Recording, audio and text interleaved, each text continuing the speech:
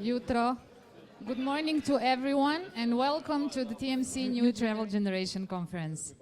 My name is Anita. I'm going to be your moderator or master of the conference or a lovely hostess, however you want. Together with Anđelko Čalušić, who is actually the host organizer, and he will address to you a bit later with more information, and he will also intervene whenever he feels like he needs to give you some more insight about whatever I'm talking to or the speakers. I don't know if you have noticed on the website, but I will tell you if you haven't. The conference is sold out days ago, which means you're actually at the right place and at the right time. And we are thankful for your recognition of the importance of this gathering, networking, exchanging informations and experiences. We have 9 speakers from 8 countries who are actually with their services covering the whole world. They're going to exchange and share their knowledge and their experience with all of us. First of all, good morning to everybody, and my sincere thanks to the host, Mr. Čalušić, who invited me and who gave me the opportunity to say a few words about the new IATA project called New Gen ISS.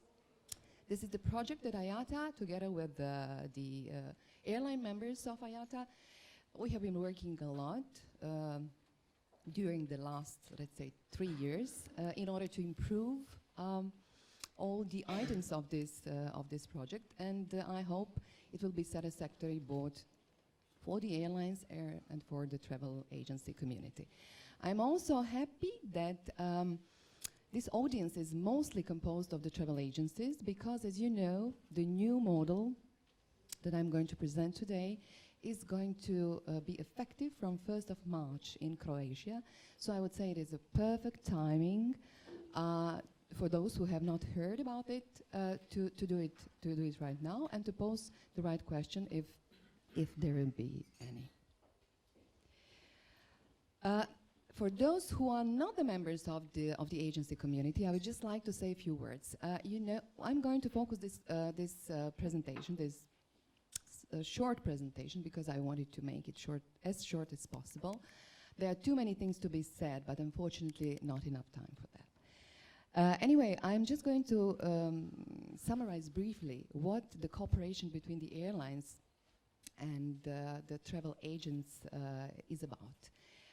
You know that the airlines sell their products on their own ticketing counters, and this is quite a limited distribution channel. We, of course, need a lot of passengers, and we need a wide and broad distribution channels. And the travel agencies are the perfect cooperation, I mean, the perfect partners in order to achieve this aim. So we have the good distribution channel in travel agency community, and the travel agency community needs our product in order to offer as many services as possible to their clients, and also to earn some additional money and to enhance their own budget. So as you see, the benefits are mutual, but of course there are some, I would say, weak spots in this cooperation that I'm going to focus on. Just a few words about the current status, because as I said, I got some statistical information. By the end of last year, total 40 markets, representing 25% of BSP cash sales, had migrated to Resolution 812, meaning that they are already using all these facilities. And for 2019, the target is 90% of the BSP cash sales. The whole procedure should be over at the end of 2020. Remittance, as I said, remittance holding capacity, we have some experience with that. Only 2.9% of travel agents at the markets that they have already implemented this have reached this limitation, remittance holding capacity, and this is really small number. So it actually means that all the travel agents actually feel very comfortable within the given remittance holding capacity and within the frames of their cash sales. IATA Easy Pay model is progressively increasing also. And as far as the global default insurance, until the end of 2018, has been launched in 137 markets worldwide. I also wanted to use this opportunity to warn you about some things that you might, I don't know whether you have heard or not, but this is the good opportunity to let you know. As you know, the remittance frequency for every market is stipulated, and it is actually done. It is arranged through the local financial criteria, and it is done on every market separately. As far as Croatia is concerned, this is weekly remittance. But there are still some markets where we have the monthly remittance. This is going to be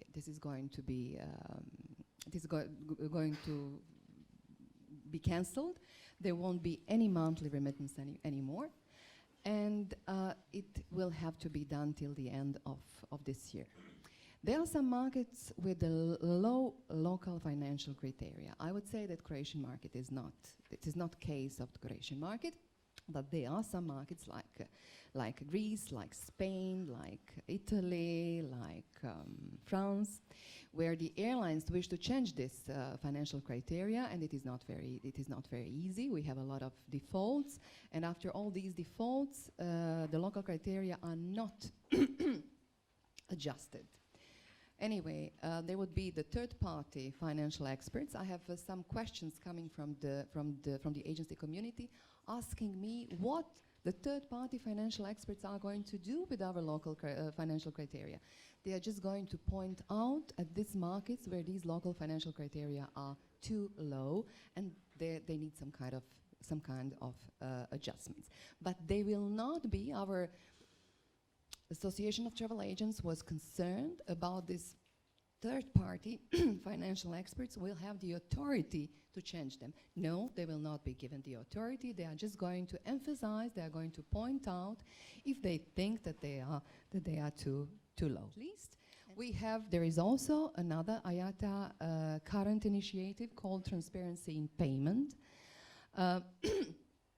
And it should provide airlines with increased transparency and control in the collection of their sales through the travel agency channels. This Transparency in Payment initiative reveals the different costs associated with each form of payment. Today, we have no possibility to stop or to prevent a certain kind of payments coming from the travel agency sites. We just accept all what they send, and it sometimes can be very, very costly to the airlines.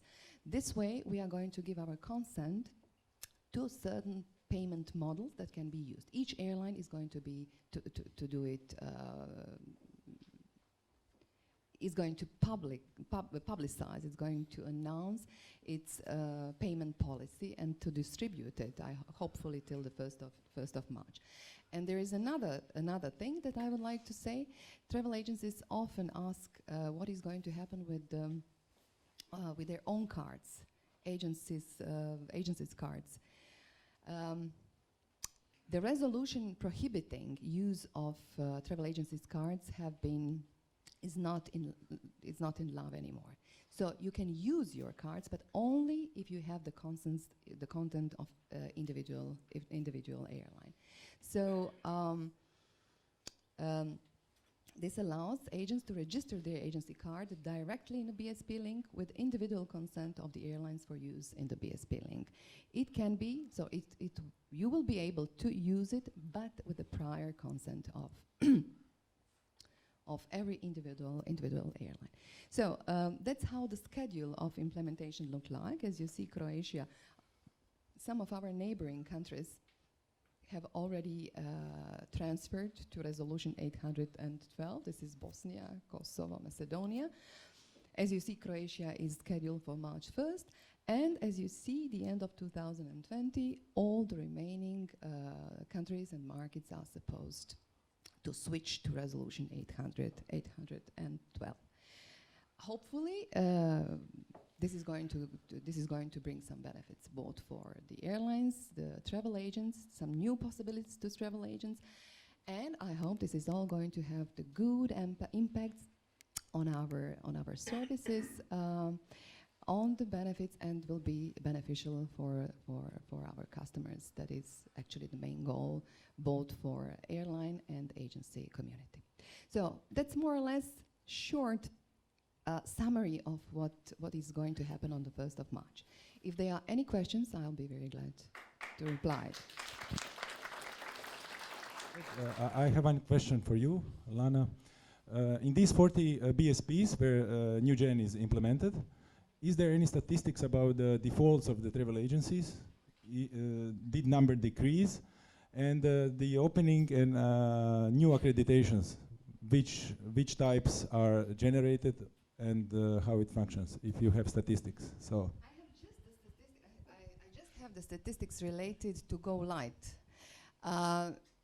There are approximately 50, but don't be so, I mean, we need to be patient a little bit, because all these products need some time to get to reach the full implementation. And as far as the defaults are concerned, I have not heard of any. No defaults have been registered so far. We hope so. We hope that it means that the models and the project, brings some success. Thank you, Lana. Thank you. Thank you very much. So here is a proof that I'm so excited about this conference. So can you just raise your hands, travel agents here in the public, if you can raise the hands, the representatives of travel agencies? Not so much, as Lana said. Airlines? GDSs? And technology companies? And others? Great. Great, it's the real reason why we are here today. I would also like to express my appreciation to the airlines which supported this model. I would also like to say that we will share 10 vouchers, €1,000 per each for Travel Management Academy courses. So before the panel, it will be pulled out of the box your cards. If you didn't leave it, you can leave it during the coffee breaks. So the intention of this conference is to connect, to network, to answer the questions, what future is bringing to us, what is new generation of travel. It's now, what we are doing now, that's already future. So what we will decide after this conference, decisions that we will make will influence our future. So it's just abstract term, new generation of travel. We are doing it, we are creating this. So Zagreb is the central place of air industry today on the map of Europe. So thank you very much for being part of this. And I invite you to take part in all the conferences in future. Every 3 months we are holding them. So thanks for everything.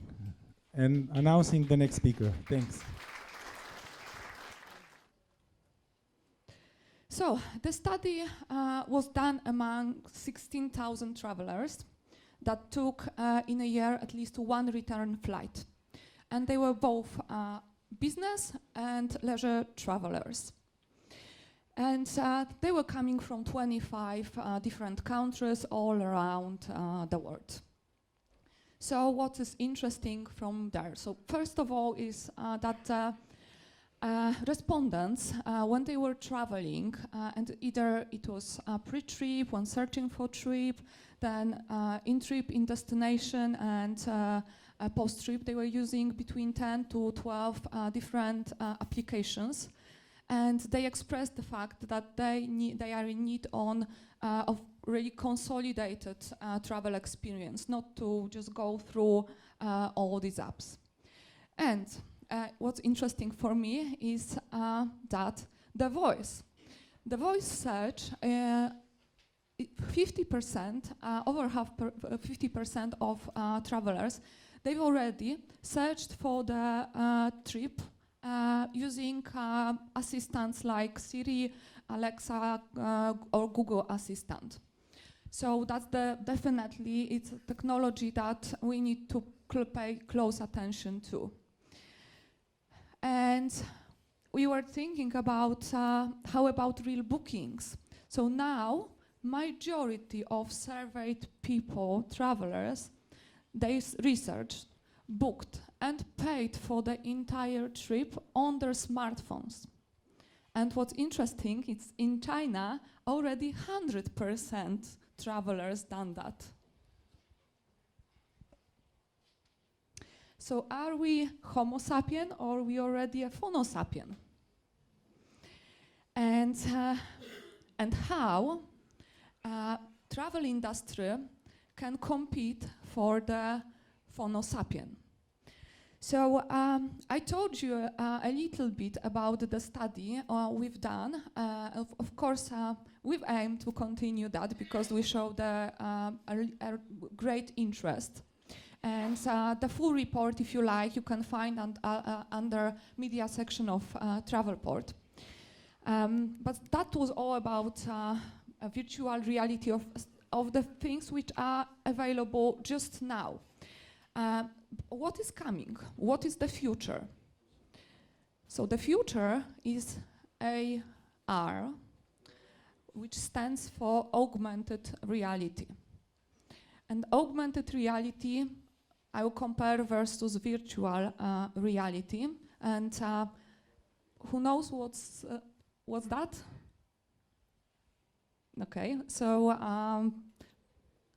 I will give you at the end of these few slides just example, real example how it will work in our travel industry, and potentially you can think of how it's going to change our industry. So, augmented reality, so it's said by Apple and Google already that is going to have a huge impact on the revenues from travel industry, and is going to be much, much powerful and bigger market than virtual reality. And just 3 facts that I find interesting is that there are already 500,000 of AR-enabled devices right now, and in 3 years there are going to be 850,000 AR-enabled devices. And the revenues from AR is projected to be by 2020 4 times higher than from VR. And what's even more interesting to me is the last fact, the number 17%. 17% of travel brands already declared that they will invest in augmented reality in 2019, so this year. So what is that? I'm not sure if you can see it very well, but imagine you are going to the airport, you are traveling with your luggage, that's my example too, and before packing your luggage, you can easily, with your device, measure and check if that fits the standard of airlines, because you've got the 3D scanner perfectly reflecting your luggage and the requirements. So this is just one idea and one example, and I hope that it's reflecting the power of augmented reality, and that's something which is not some sci-fi, but already coming to the reality. So thank you for attention, and before my colleague will come on scene, I will just invite you to watch the short movie. Travel in the future. Sensors in homes will read microfacial expressions, knowing what travel experiences you will love. Multisensory reality will immerse you in possibilities without you setting foot outside your door. Your taxi will connect to your airport, will connect to your hotel, will connect to your loved ones, managing schedules and reschedules of your trip. You will be your passport, your currency, your reference. Everything in your room is tailored to you. Mixed reality and holograms guide you, showing you hidden worlds that you've never known. The future of travel. It's going to be one fluid, immersive experience upon another, connecting you to the world. What do you think the future of travel will be? Good morning to everyone. My name is Oleksii Smotrov. I'm working in CE company. It's a company which represented in a dozen of Eastern European countries and head office located in Prague. And we representing Travelport and providing software solution in partnership with the Travelport. And today I'd like to talk to you regarding global caches and big data solution that we are providing. Actually, for the decades, we've been providing the exceptional travel IT solutions to our customers and partners. And as you all know, the travel industry is changing rapidly, and in order to stay within this industry, you should change yourself in order to reach the up-to-date requirements. You all know that majority of tickets are sold on the websites now, so it's not enough right now to be to be a usual agency, to have just nice front desk with the terminal. You should have an online solutions in order to sell a competitive number of tickets. And even if you have a perfect website, well designed, everything is working fine, it's not enough right now to have just origin, destination, and couple of dates there. It's already past. So right now, an industry is transferring from the time or from the world of searching to the world of inspiring your clients. And obviously, absolutely different tools required to accomplish this goal. And one of the main pillars here in this IT part of travel business is a big data and caches. So what does this caches means? You all know that the ticket search or ticket shopping is a pretty intensive procedure which can take a while. But currently, when you scroll in your Facebook or your see your Gmail messages, you used to receive the results in milliseconds. You don't like to wait like 10 or 15 seconds. That's why the cache solution comes into play. By cache, we always mean that some pre-stored information which can be used in the following steps of ticket sales. So what does this cache allow you to do? It significantly increase cache bookability. It will allow you to be blazing fast on meta search results, because you know that not all passenger will wait until your results appear on the meta search. They will probably select the first one. It also allows you to make any type of flex-like shoppings. You know, when you are not certain about the exact dates, you can be flexible there, plus minus couple of days, or even flexible airports, and vice versa. I'll tell you later. And also, big data itself brings you a very powerful possibility to extract very powerful data study results, which can show you your own business from different angles, which we didn't know yet, maybe. It's also an outstanding tool for packaging, for those of you who are doing the packaging with the hotel content. It's not easy to find the proper flight if you're traveling, but it's even harder if you would like to find a best option with the hotels together, especially when you go into leisure, not to travel for business, but in leisure case, a lot of big players are mixing together whole flights database with the old database of hotel proposals.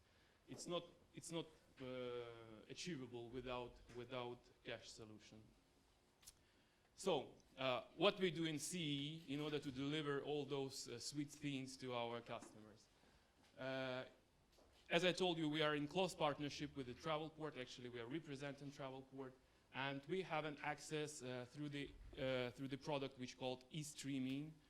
We had an access to the search results of every single agent all over the world who working in the Travelport, in Galileo, WorldSpan, and other of our GDSs. So whenever any single lady is searching something in an agency, or whenever some young guy is searching something on the website powered by Travelport technology, we will immediately get the search results in our database.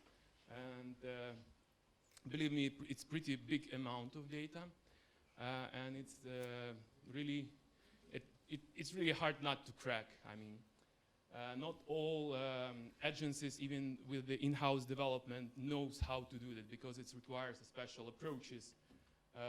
It requires strong understanding of this method of working with the big data.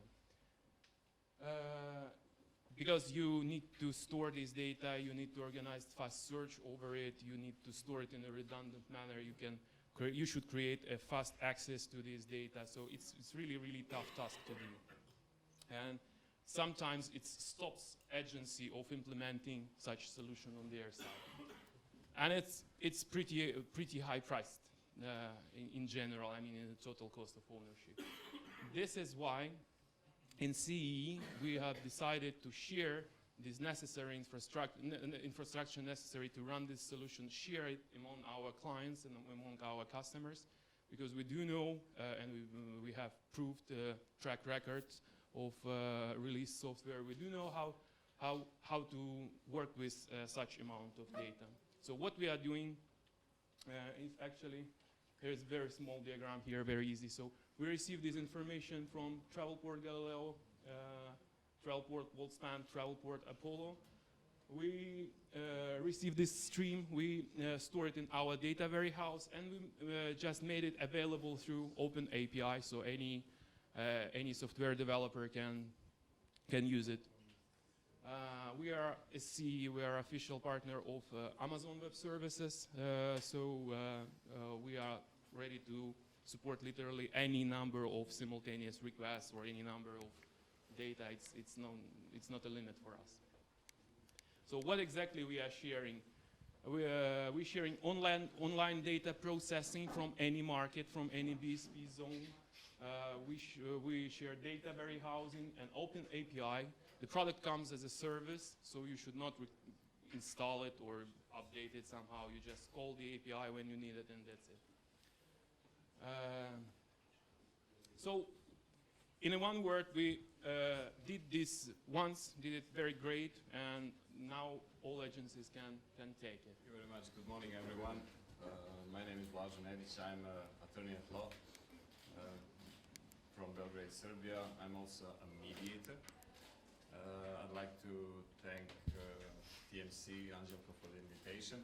First of all, I have to let you know that Judge Srđan Šimac, judge of the High Commercial Court of Croatia, was supposed to actually originally talk to you today. He's the president of the Croatian Association of Mediators. Unfortunately, Srđan had a traffic injury. He fell off his motorbike and broke his ankle. So he was in the surgery, now he's okay, and I would like everybody to wish him well and speedy recovery.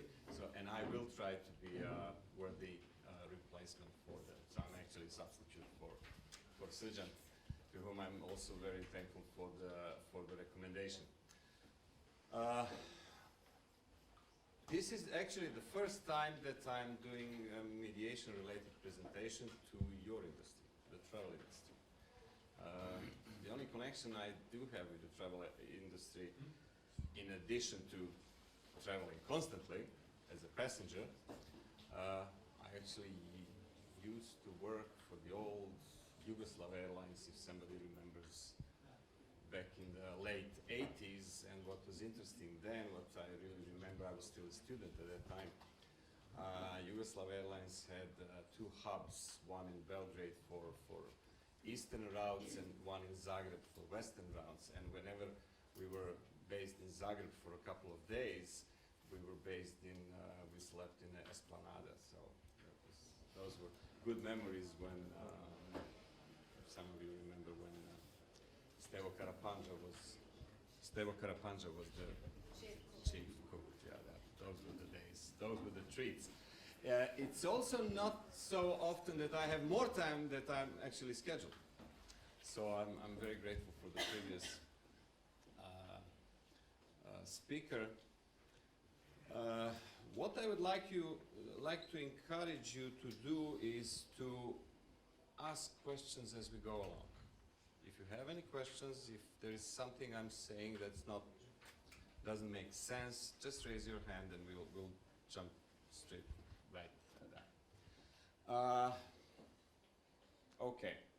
So as I was introduced, this is not the topic from the travel industry, but I try to make it relevant as much as I could. And as I said, I'm not an expert in our industry, so I apologize in advance if I use some different terminology. I'm an attorney at law, but I did not go into the courtroom in the last 12 years, 13 years. So my last courtroom appearance was in 2006. And as many previous speakers have already indicated, the environment for any industry is changing due to technology, modern methods. So is the environment for the dispute resolution. Previously, if you had your dispute, you would approach the travel agency or an airlines. If you were not able to get a satisfactory result, you could go to a lawyer, and lawyer would probably write a letter again to the airlines or to the travel agency, and if there is no acceptable reply, they would file a lawsuit in the court, and that would last for 5 or 10 years. I will try to show you here how this business of resolving disputes has also changed over the last 20 years, and not only now that we have completely different types of dispute resolution available, it is advisory also for any serious business and industry that it has potential of multiple complaints to develop a dispute resolution system that includes several different methods. So this is what we're going to talk about, and at the end we're going to jump straight into what mediation is and what are the benefits of mediation for them. So, when we know that there are lots of different methods of dispute resolution available now, as an industry, as a service provider that is prone to have complaints from the customers, from other companies, business to business, what is prudent and wise to do is to develop a system so-called early case evaluation. So when you receive a complaint, usually what is done with the complaint? Let's say an airlines, they can accept and pay immediately. They can reject and say no. They can defend, litigate, okay? Or they can try to settle. Let's say you're a travel agency. Let's say you accept all the claims. You'll go bankrupt. You cannot accept all the claims. Many of these claims are frivolous. They are not warranted. Or you can reject all the claims. How good is that going to be for your reputation if you reject all the claims? Let's assume there is no 261 and you have to pay something.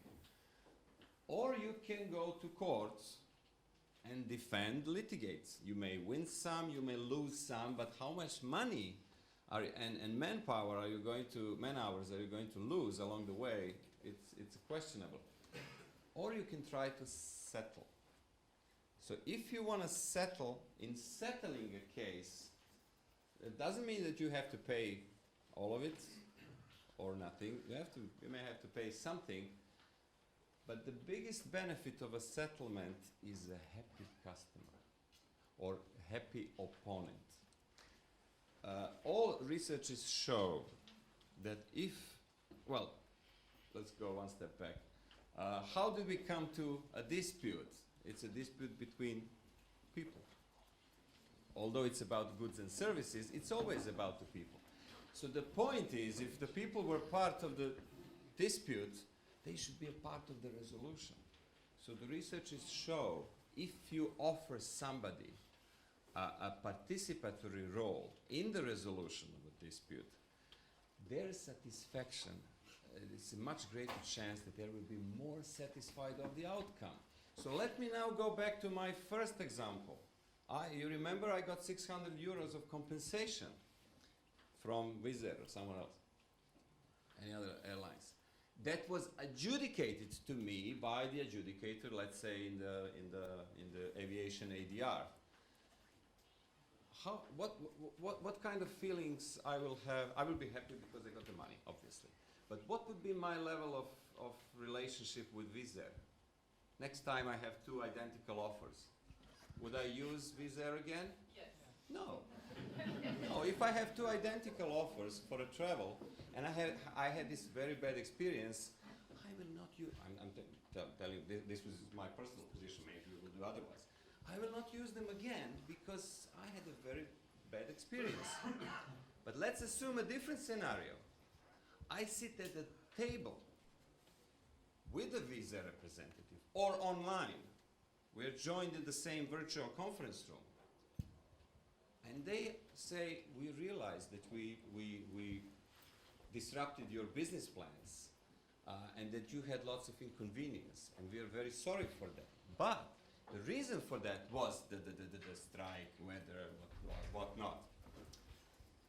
And we value you as a customer, and we would like to keep you as a customer. And we will do our best to try to prevent this from happening again. Here is 400 euros. How about that? Would I accept or not? Without knowing the formal process, the first offer. What would you do? Most probably yes. Not only that I would accept less money, but my feelings about the process that Wizz Air used to settle my claim would be much, much more positive than simple. Okay, so finally, what is mediation? It's not meditation, although lots of people mix it up. Okay, couple of definitions. If you go to Wikipedia, it says mediation is a dynamic, structured, interactive process, where a neutral third party assists disputing party in resolving a conflict through the use of specialized communication and negotiation techniques. Mediation is primarily, skills required in mediation are communication, negotiation, psychology, not law. Law is maybe 5%, 10%. Okay? That's why it's very difficult for career lawyers, judges, attorneys to switch to mediation. This is the definition of American Bar Association. Little bit more, I hope it works. It does. It didn't die. A private voluntary process, it's voluntary. It's always voluntary, okay? Where a neutral third person called a mediator helps the parties discuss and try to resolve. Okay, it's a little bit weak. The mediator does not have the power to make a decision for the parties, but can help the parties find a resolution that is mutually acceptable. The only people who can resolve the dispute in mediation are the parties themselves. And we spoke about this, why this is so important for the future relationship of the parties. This is maybe more legally relevant. I heard one judge once said, mediation is a facilitative process designed to arrive at a mutually acceptable outcome rather than the legally correct result. Essentially, this means even though I'm entitled to a compensation, I will be ready to forego the compensation for the sake of a continued business relationship, for example. That is my interest. So this is what very important in mediation is the interest. So to conclude, if you go to an adjudicative process to resolve a dispute, you will probably get an answer to the question of who is right and who is wrong. And you may end up being right, or you may end up being wrong, okay? But even if you're right, and somebody says, yes, you're right, and even you get the compensation, you may not be entirely happy. So the question is, do you want to be right in resolving the dispute, or do you want to be happy? To conclude this presentation, I would say there are different dispute resolution methods. Every serious business company industry that is prone to receive lots of complaints related to its business should think about designing a dispute resolution system that is going to be most beneficial for the business, for the clients, for the customers, and for the industry. Thank you very much.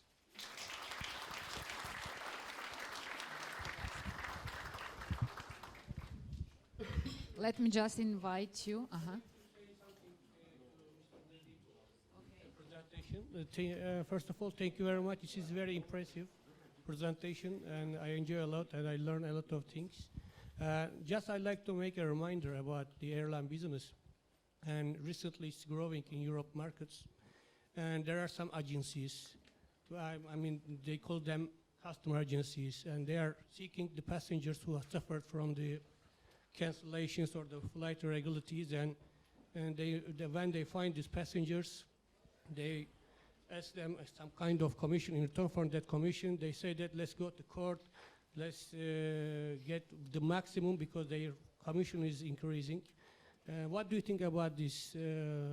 Are they mediator, or what kind of business they are making? What do you think? Thank you for this question.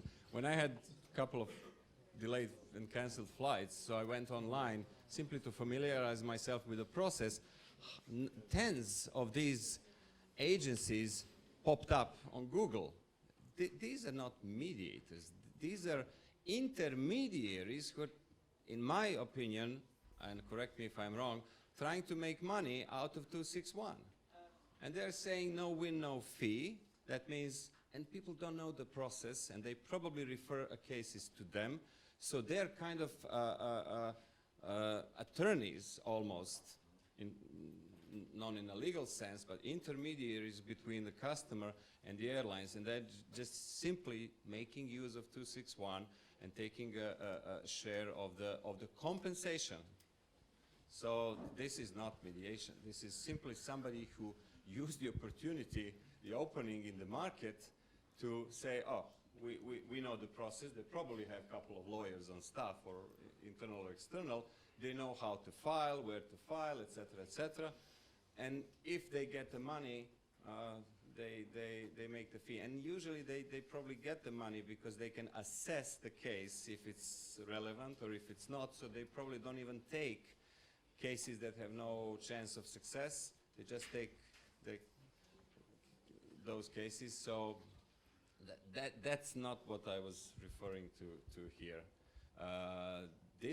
Either you design your own dispute resolution process, and it's easy. In every country in Europe, there are several providers of alternative dispute resolution services: mediation, arbitration, conciliation, etc., etc. So in your contracts, you should think about designing this process and asking everybody, okay, when you enter into a contract with us, would you agree also, in case of a dispute, we follow this process? First, and usually, I'll finish with this, usually it should be the easiest and the cheapest and the simplest process first, like direct negotiation, then mediation, then arbitration, which is slightly more expensive, etc., etc. We call these clauses, in legal terms, so-called escalation clauses. You first try with the simplest method, and then you move on along the way. Thank you very much, Anita. I would like just say a few words about AerTickets there. The biggest consolidating company in air ticket sales in Germany. Last few years, they had a great strategy, spreading their influence on the Central and Eastern Europe. Oleksii will speak with us today, so I will be your connection with him. He will make a presentation and announce some strategic decisions and the consolidator background, how they make, what's their business model, and how they see cooperation in this region. For travel agencies and for corporate clients, together with TMC and other travel agencies present here, airlines also, and other technology companies open to the cooperations. So, Oleksii, hi, you can start. I announced you, so please. Good. Thank you very much, Andelko. Do you hear me well? Yeah, great. All right, very good. Well, hello, dear colleagues. It's a pleasure to be with you, even though remotely today. I would like to, first of all, thanks a lot to Andelko, to TMC, and Oleksii Travel for having organized this conference, and I hope you enjoyed the first part of that. It's not easy to be the first speaker after lunch, but I'll try to do my best.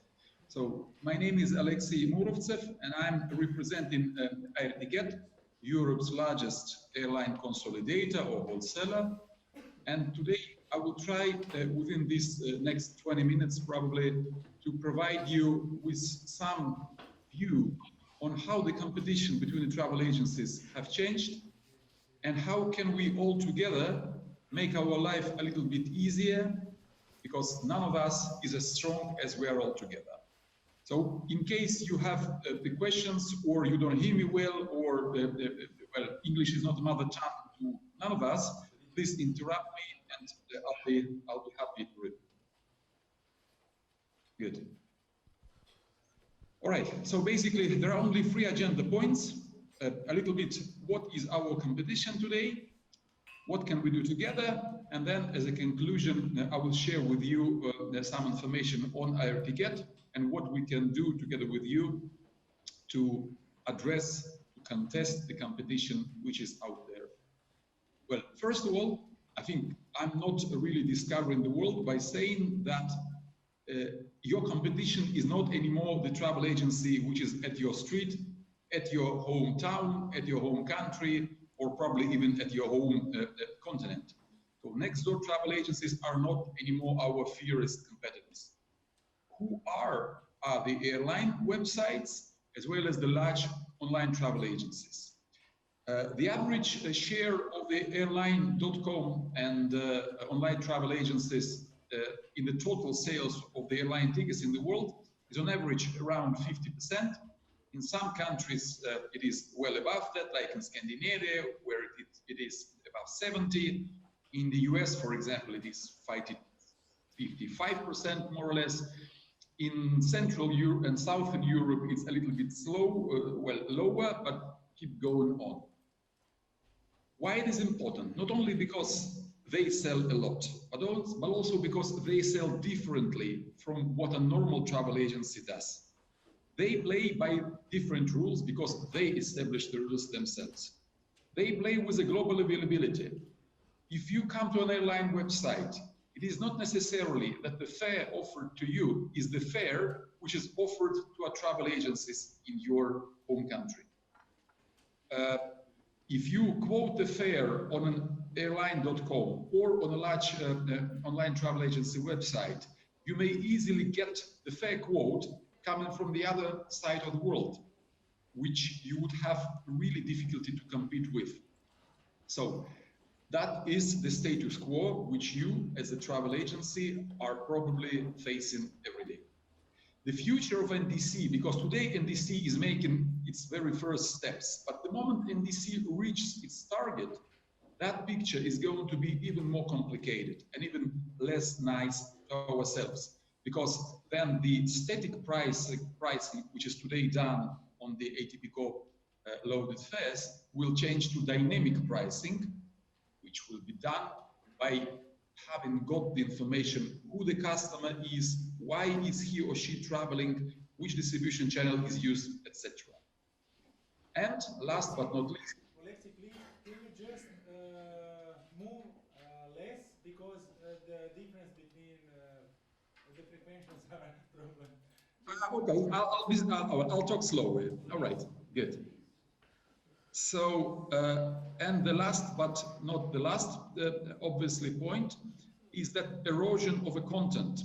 We all used to work solely with GDSs in the past, and it was okay. And we keep working with the GDSs, who are very important source of the content. However, today, depending on the region, sometimes there is less than 50% of a full content which is accessible through GDS. Therefore, this erosion makes mission impossible the access of an average travel agency to full content that is required to sell to the customers. Well, my next slide is devoted to some ideas of how can we strive for the success together. First of all, is a normal travel agency down the street able to compete itself on its own with an airline.coms and large online travel agencies? Well, I'm not so sure. None of us is as strong as we are all together, and possibly one of the ways to compete with these monsters is to become a part of a wholesaler network, a network which will fill in the gaps that an average travel agency is suffering from. What does the big wholesaler or consolidator can do? First of all, because of a global presence, such large player may bring in to all of us the breadth of the content. That means global availability, global fares, global airlines. Thanks to its size, to its superior buying power, such consolidator may negotiate with airlines much better than any individual travel agency does. Therefore, the depth of the content, the commercial conditions, special fares are going to be outstanding. And actually, since only large players may allow themselves to have multi-million IT investments, working in a network of a large wholesaler allows us to access full content through a single content source. Well, that's the time to probably say a couple of words about AerTicket, who we are. We are by far the largest wholesaler or consolidator, you can use both words, in Europe. We are one of the largest in the world, but in the world it's not easy to count. But in Europe, objectively speaking, we are the largest. We are purely B2B player. We are 30 years in the market. We are the largest travel company in Germany, but not only in Germany. And in our DNA is the B2B business. We only work with travel agencies all across the world, and we believe we provide full service and full content to them. Well, just a couple of figures, not to be proud of, but just to explain why can we do it. We are over 2.5 billion euro turnover company, so it's a big business. It's bigger than the travel industry of many countries themselves. Our partners have issued with us last year, I hope it's not me bumping, over 6 million tickets only on traditional airlines, and above that on low-cost carriers, hybrid carriers, etc., etc. We are nearly 500 people of 25 nationalities serving the world. Our headquarters, as I've said before, is in Germany, in Berlin-Kreuzberg, and we have fully owned subsidiaries in many key markets of the world, such as we are number 3 in US, number 1 in Austria, number 1 in Poland, number 1 in Spain, number 2 in France. This is where we have our large subsidiaries serving these important markets. But beyond that, we operate over 60 joint ventures and partnerships all across the world, from Canada to Australia, from Argentina to Russia, and nearly anywhere in between. Well, before I finish, and I'm going to the end of my very short presentation, and I'll be happy to answer your questions, obviously. A very brief overview, how can we deliver all these precious fares, all these precious content sources to you? There are a number of ways. First of all, and we really recommend to use it, is industry best AerTicket cockpit B2B platform. Here on the upper part of the screen, you see a screenshot from that. This is a B2B tool which allows you accessing all the global GDS, non-GDS, direct connects, etc., content. Even on this example, which is from Frankfurt to Denpasar, you can see the tour operator fare, the net fare, and another tour operator fare at a single screen. So that is all yours. We are delivering the content to your customers through you, because we offer you so-called My Cockpit platform, which is the platform which allows your end customers to purchase ancillary services upon the tickets issued by you. And in this case, even though the payment is done by your end customers, the revenue comes to you. Obviously, for those of you who operate your own systems, your own applications, we are ready to deliver full content API for your integration. And in case you prefer to work on your traditional GDSs, no matter which GDS it is, we are happy to provide fair load to your Office IDs, PCCs, and fulfill ticket the bookings which you would make. Well, on that note, I would like to thank you very much for having listened to me. I hope many of you would join AerTicket family, as well as other 15,000 travel agencies across the world. You can address it directly to us, or for those of you who are located in the Balkans, in Croatia, I would recommend you to go locally via the kind host of today's event, via TMC Woolwich Travel. So danke, thank you very much, and I'll be happy to answer the questions if there are any. Thank you very much. So hello everybody. I'm really glad that I'm getting to the situation that I don't need to describe what virtual interlining is that much or that deeply, because we've done kind of good job of going to conferences and talking about it and sharing the presentations and actually partnering with many, or I would even say with all travel industry partners and companies. Finally, last year we hit a big milestone, and that's the sales or turnover of 1 billion. So it was 1 billion 0.5, but we hit it. So I'm very proud of that. We employ around 2,400 employees all around the world in 20 locations, from the United States to Europe to Fiji and even Philippines. We are just basically everywhere to follow the globe and the different time zones. And just a few words about VI. As I said, it's not only flights, but today we already have and we already see big potential of doing combinations with buses and with trains. And later on we will be adding even other modes of transportation. Is there anybody who doesn't know what is the virtual interlining? Amazing. I was really glad to see that. Why to do intermodality or multimodality this is a great example. Go Euro, everybody knows Go Euro. It's a multimodal B2C, huge company that raised lots of money. There is an example of Cologne to Leeds, so from Germany to England. Go Euro doesn't have VI. They have all the buses, all the trains, they have flights, but they just don't connect it with each other yet. Rome to Rio, another good example. They are very known, Australian, they are our friends, but again, they just don't do the bookings on their website. They just show how to get there. They have all the modes of transportation, that's great, but with no bookability option. On the other side, we have the VI, we have all the content.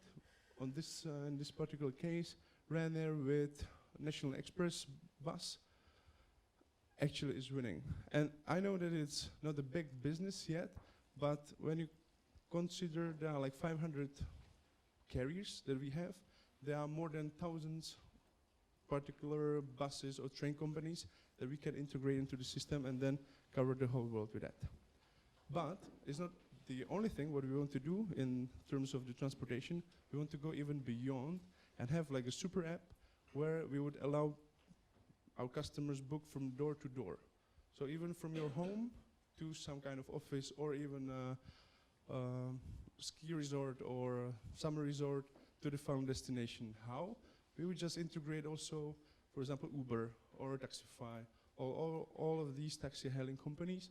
We would integrate also public transportation. So really on one app, in one click, you would just find the whole itinerary from A to B. Well, thank you very much. It's like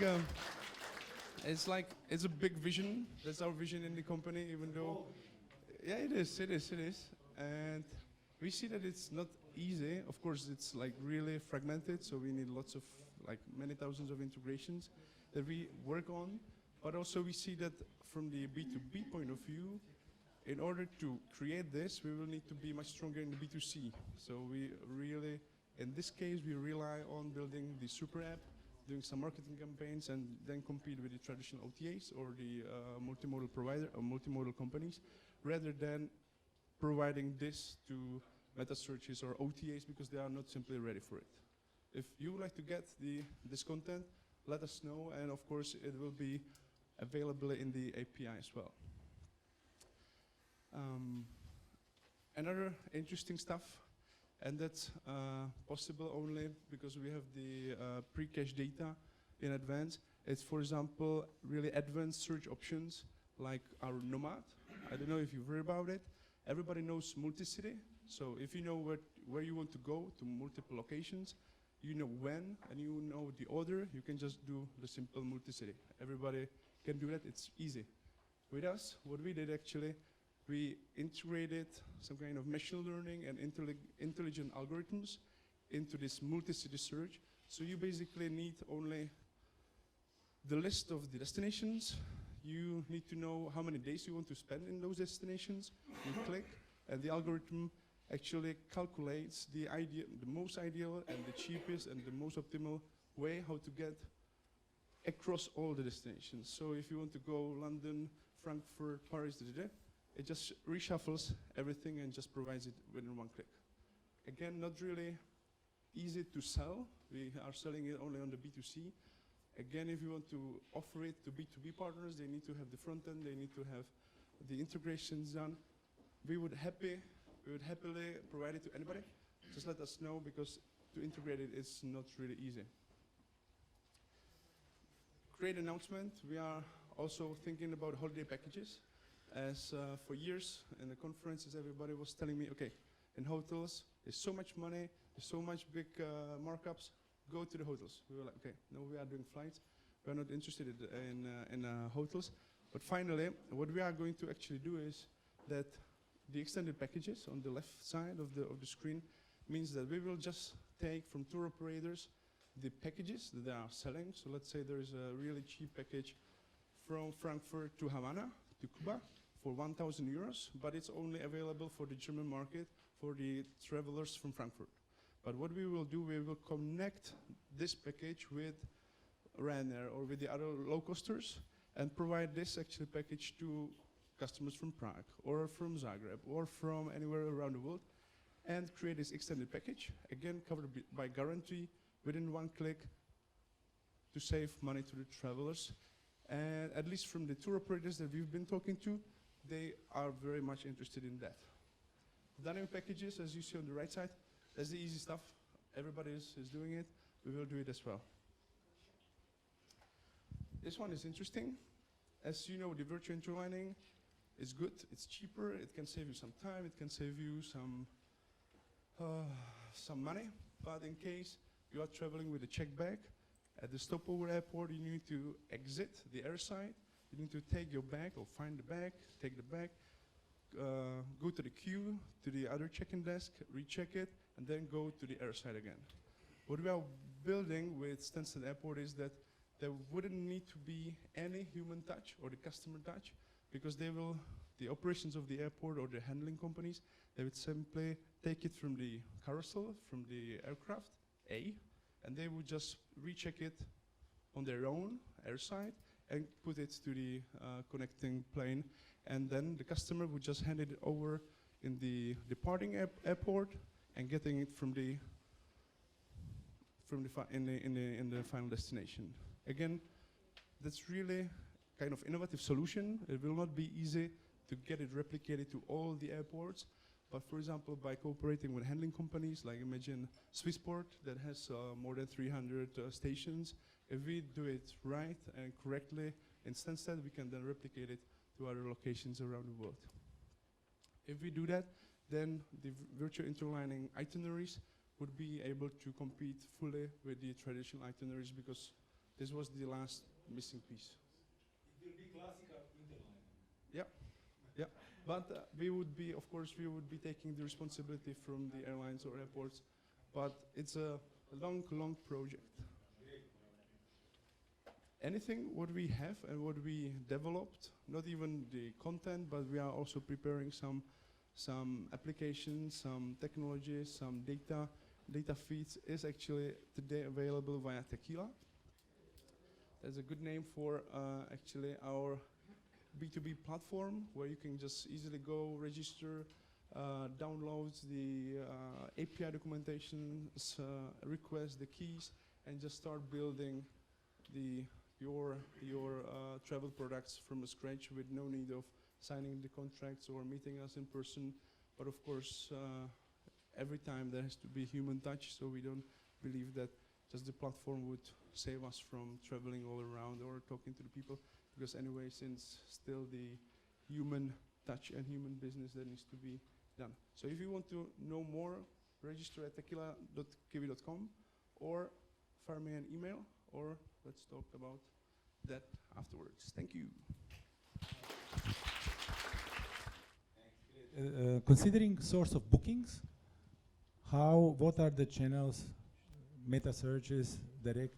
How strong is your brand? How visible is it? You are probably doing on visibility, and what are the next steps besides these B2B channels and other stuff that you mentioned? You have good questions.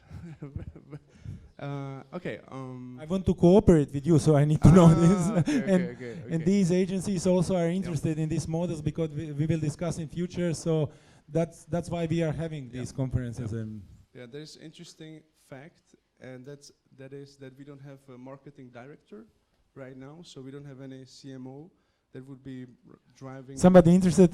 Yeah, well, yeah. If there is somebody good marketer who would be able to help us to grow directly, let us know.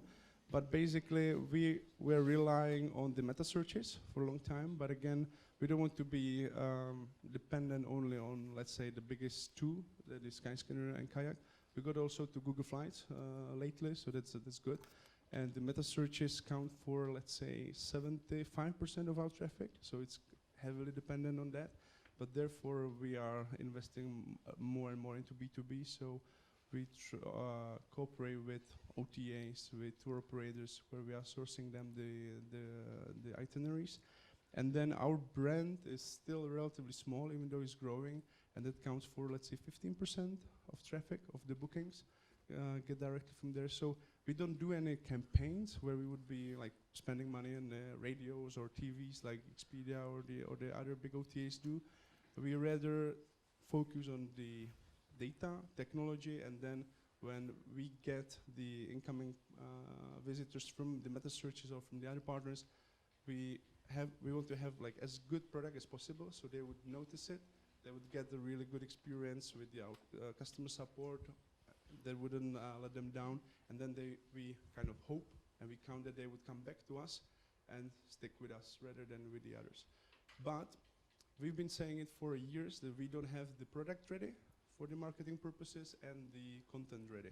So once we have really awesome product that we don't believe it is right now, when we have all the content, then we will start the campaigns. Right. How do you see Google Flights, and what's your level of cooperation? And if you can say few words, because we will discuss on the panel about these search situations, service situations, and booking situations. So if you can just say, what are your next steps with Google, as you mentioned it?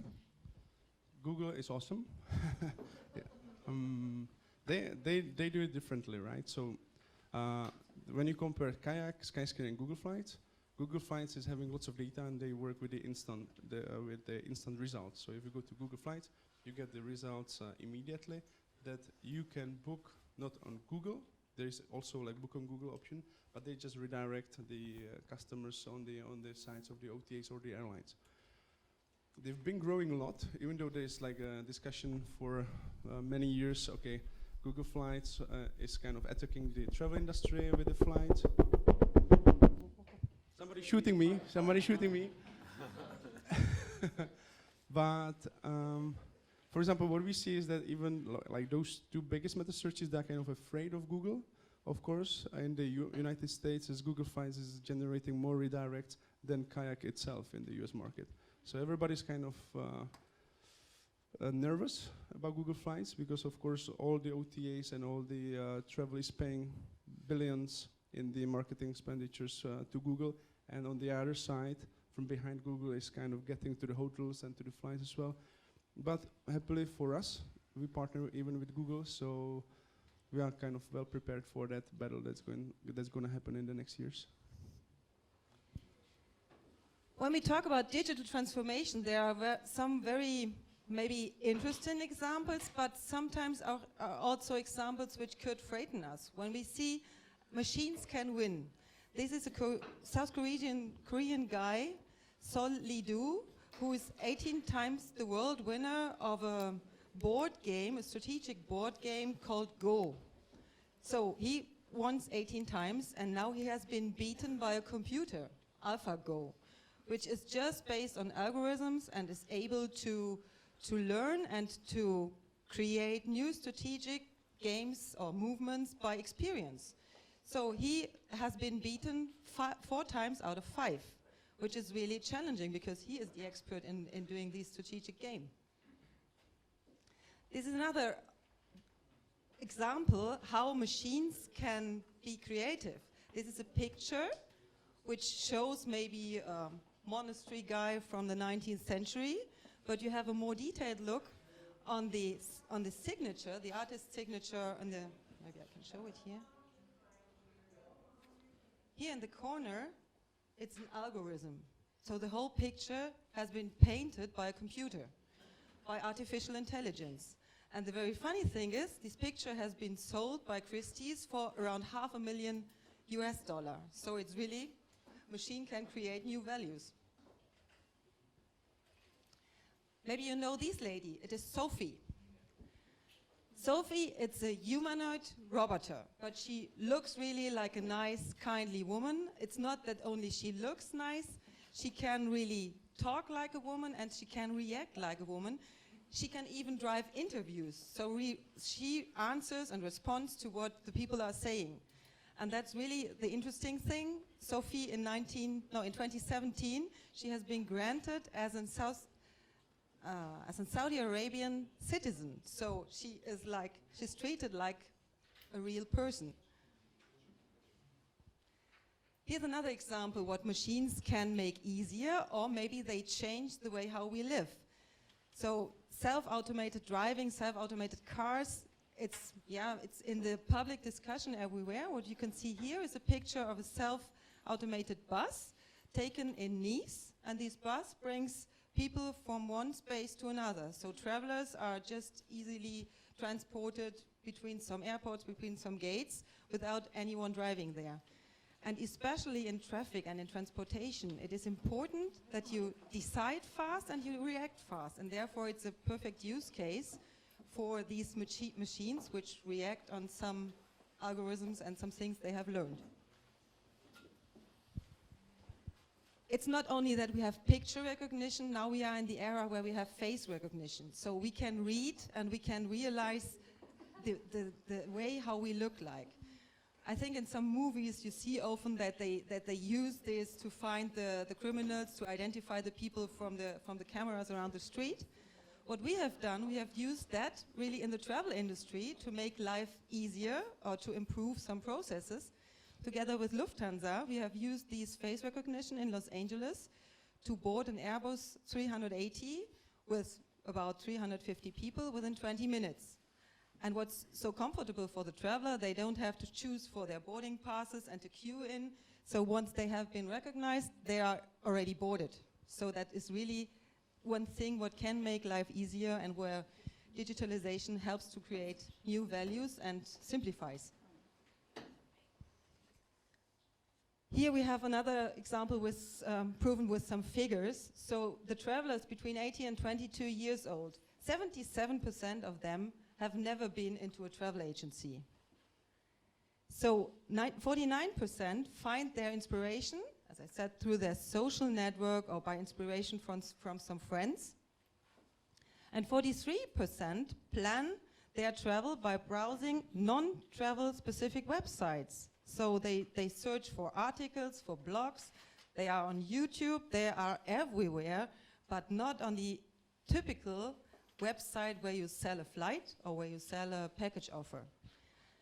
For that topic, we have an interesting idea, which we currently are proving in Germany and in some other countries. This is the Amadeus video solution, where you started with a video just showing some interesting pictures, and at a later stage you can put some blockers in that video, like you probably know with these advertisement blockers, and there you can show additional information, links about what picture you see, what beach is there, and you can implement a booking interface there. But then they don't have to search for the data, they just enter up their needs or their requirements. So this is maybe one way how the future could be created, and the important thing is you can also create your own video and upload it on YouTube, but then they are maybe getting lost because they see some other YouTube videos and they get lost from your website. So with our video solution, we secure that they stay on our website. Now the challenge is we need the content. We need the content which inspires those generations, because they are not looking hours for a destination or for documentation. They more need these individual things. We have heard something about big data today. I would say we are not yet there to manage the data in the right way. We have tons of data, and we know that these data are really our value. It's not only the value for the GDSs, you also have data about your customer, how they book, and do they book in advance, and what is their preferred location where they want to spend their holidays. But we are not used the data as we should or as we could do. This is an example I would like to share you again from Germany, from our Travel&Technology company, which creates package travel. So we are offering within Travel&Technology search and compare tools, as well for the travel agency, as also for the OTA. So on the other hand, we have the tour operator who pre-packages these tours, these offers, and they upload all their offers in our cache so that we are able to respond very fast.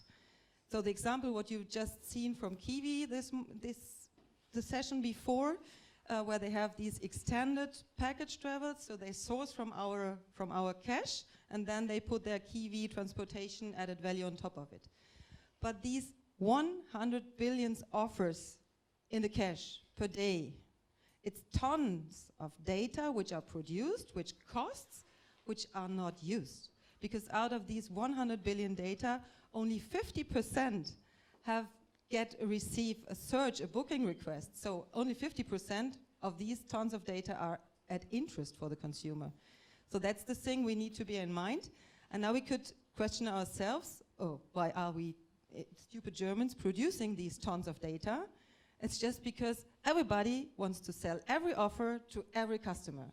So they are not specialists in dedicated areas. We have a lot of dynamic tour operators which work with the same bed banks, which sources the flights from Amadeus, and they produce exactly the same, and there's no differentiation. But we have all the data uploaded, and we think big is big, so we need more data and more offers.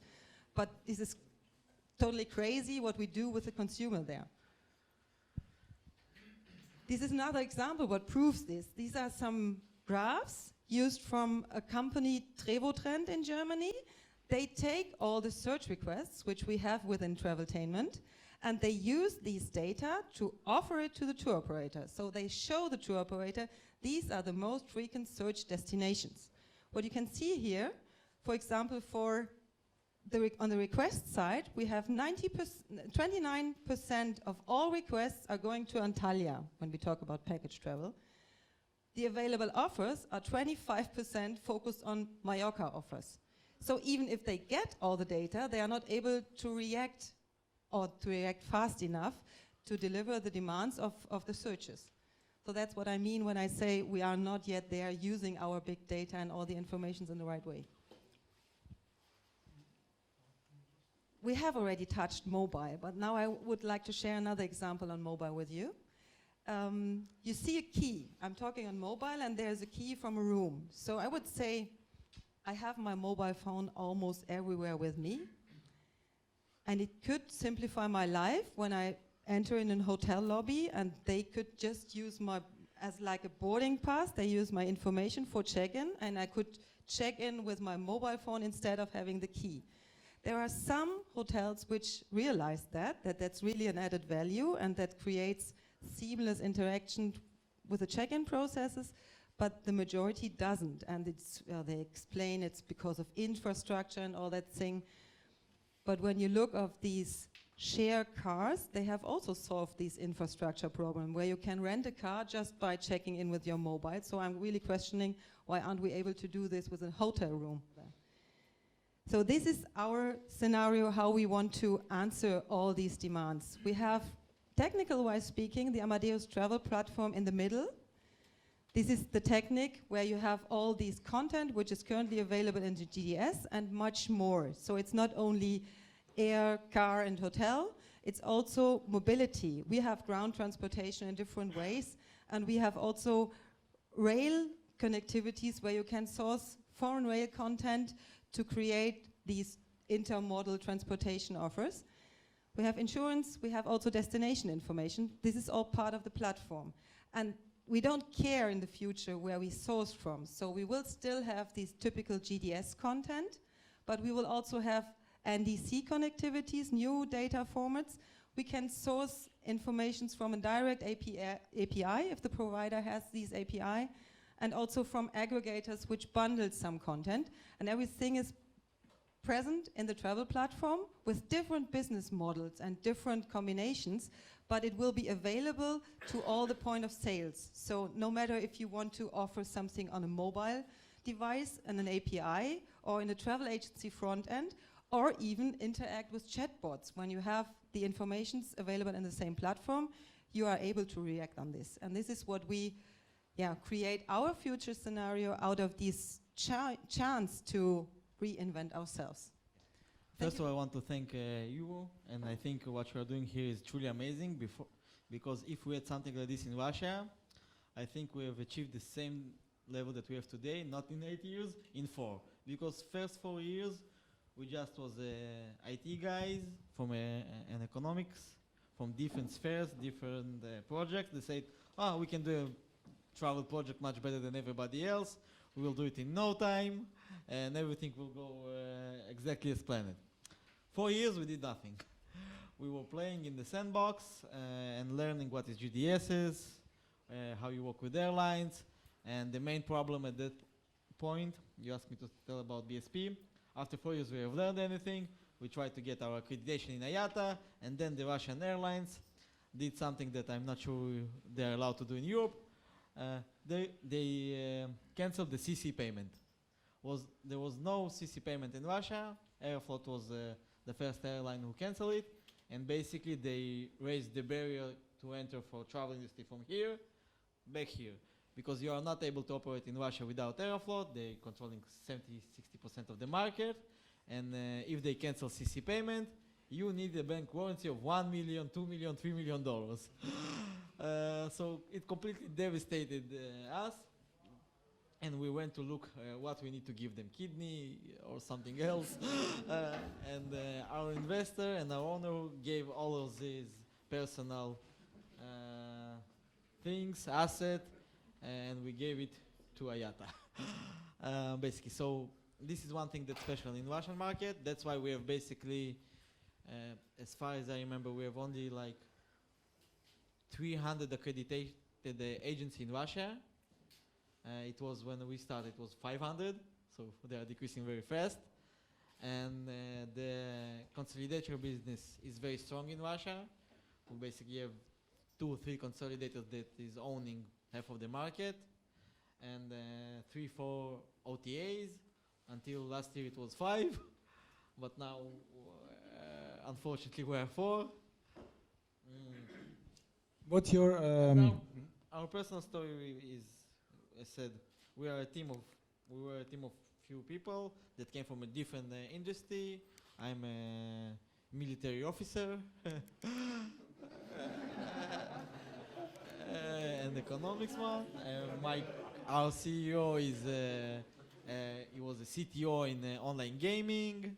A few other guys in our company were from adult industry. And we thought it would be a great combination of a team. You know, it's a leisure business. Anyway, you are putting Croatia on the map or something? yes, we're putting always something somewhere on the map. Okay, can you just say your volumes, your position in the market, your sales channel is OTA? When I arrived to Kupi Bilet, it was on this period of time between the first 4 years of Sandbox and AerTicket. When I came, they were about 25 people in the company, while 10 of them was support. And about 1 month after I arrived, they reached 100 tickets per day with a 95% out of a meta search, out of only one meta search, the Russian avia sales. Today, we finished 2018 with around 7 million segments. It's a 7 million flights. Yes, flight segments. I hope everybody knows that. With around 12,000 tickets per day. I'm sorry, I'm very excited. So you can hear my heartbeat. At the moment we are around 200 people. I think we fired somebody by the end of the year, so it's a bit less, but now we're hiring again. We do have a CMO, but we don't have a CFO.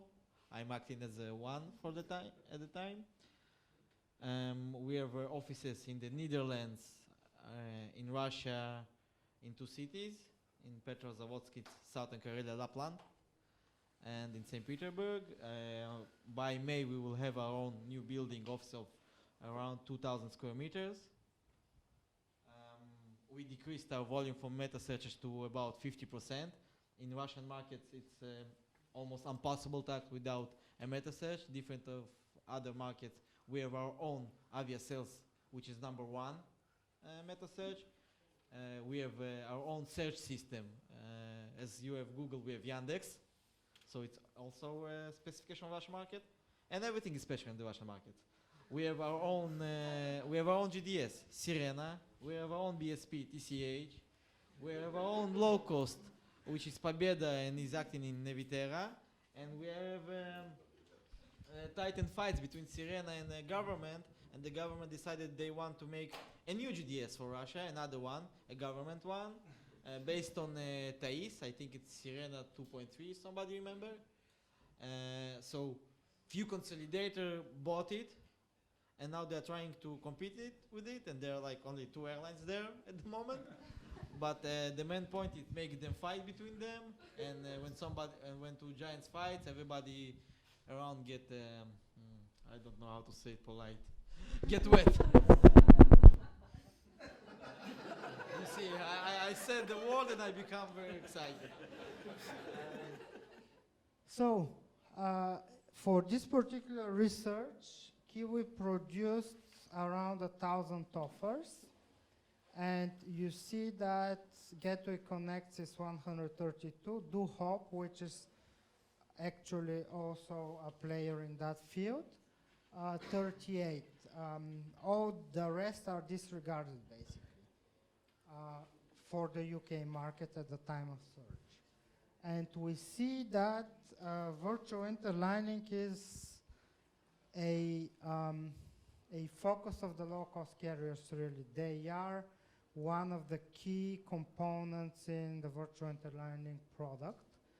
So they may not be so strong for as a percentage from the whole offers produced, but they really score very high on the cheapest result and on the top 10 results by price. Later on, we have evolved this algorithm also. We look at the recommended features, because actually users mostly buy by recommended, not by price. Because sometimes the cheapest offers are not so convenient with 10 hours connecting time and so on. But nevertheless, it is really, really very strong in that aspect. Now, we did the same search in the winter schedule. So basically now in flying dates in February. Ryanair is here. It's the leader, but it's also very strong in UK. So it has Stansted is the biggest base of Ryanair. So we see Wizz Air UK now under different flight number because of the Brexit. And here the values are even higher for virtual interlining. And unfortunately, I don't have the data here to show you.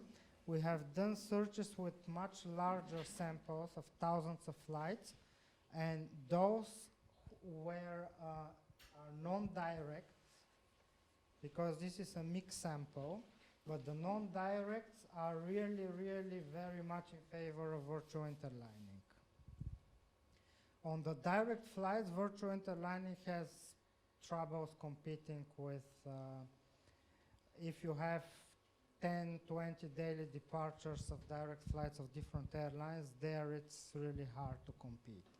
Maybe Zdenek can confirm that. So what we learn from this data is that actually virtual interlining is the cheapest way of travel, that the low-cost carriers of key importance. It produces unlimited combinations which you cannot produce in other means, because you just mix everything available and according to some algorithms. There is possibility for higher markups, as it was discussed, because you saw that there is less competition on those routes. And there is few competitors, of course.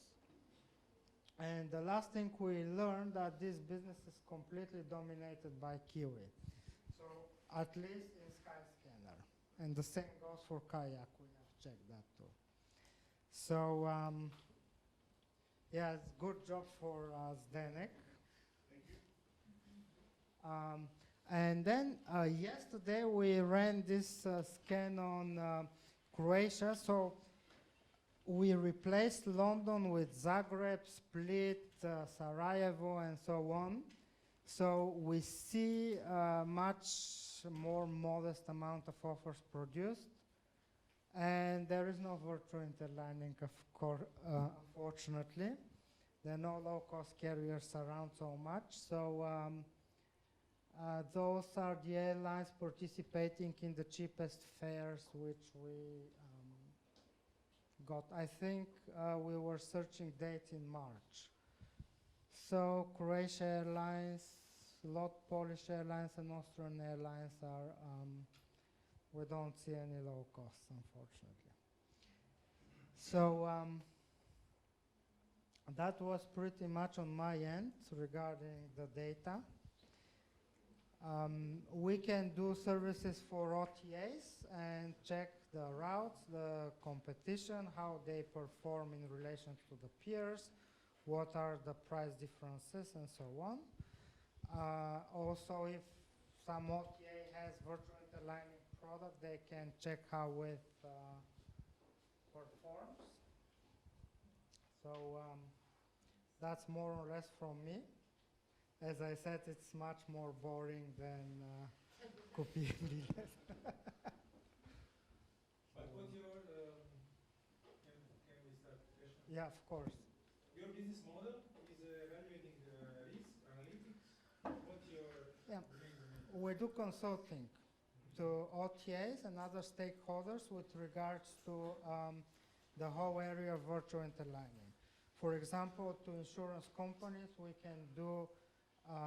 can help them do the metrics of pricing the premium for virtual interlining protection. because each connection risk is different, so it depends on, you have so many possible combinations that you need to evaluate them somehow. From where do you collect your data for risk assessment? From data such as OAG, Flight Global. So we look at minimum connection times of airports, flight performance in terms of on time and delays, schedules, this type of things. For example, if the flight is towards the end of the day, as Nicole from Amadeus mentioned her experience in Frankfurt, it's higher risk because there is no replacement during the day.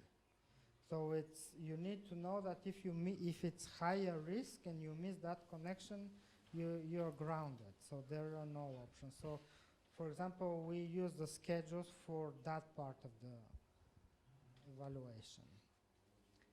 And then when we talk about insurance, it's also cost of repair. So you need to know what it costs to repair a given flight, because it's easy to repair a Flixbus ticket, but a flight to Tokyo is a lot. So you need to have an algorithm to calculate that in order to put it in the premium. You build your own infrastructure and database, or just do business by projects for the clients? The thing is, because virtual interlining is not standardized, so everyone has ideas, really. A standard approach could not work in that aspect, so each project is individual. So I would love to see a standard approach towards virtual interlining at some point regarding all aspects of it. Even the protection product is a completely gray area now. Anyone who starts offering smart connections, whatever they call them, each OTA named them differently, it's very, very gray area because they don't cover delays as a result of bad weather, which is one of the most probable causes of delays and cancellations. So eventually, passengers are not as protected as they think they are. And there are no standards. Even for these claim services like AirHelp and such a companies that provide support for their clients for these flights? So for them, no, because let's say Flight Global don't provide data for such companies, so they need to find data from somewhere else.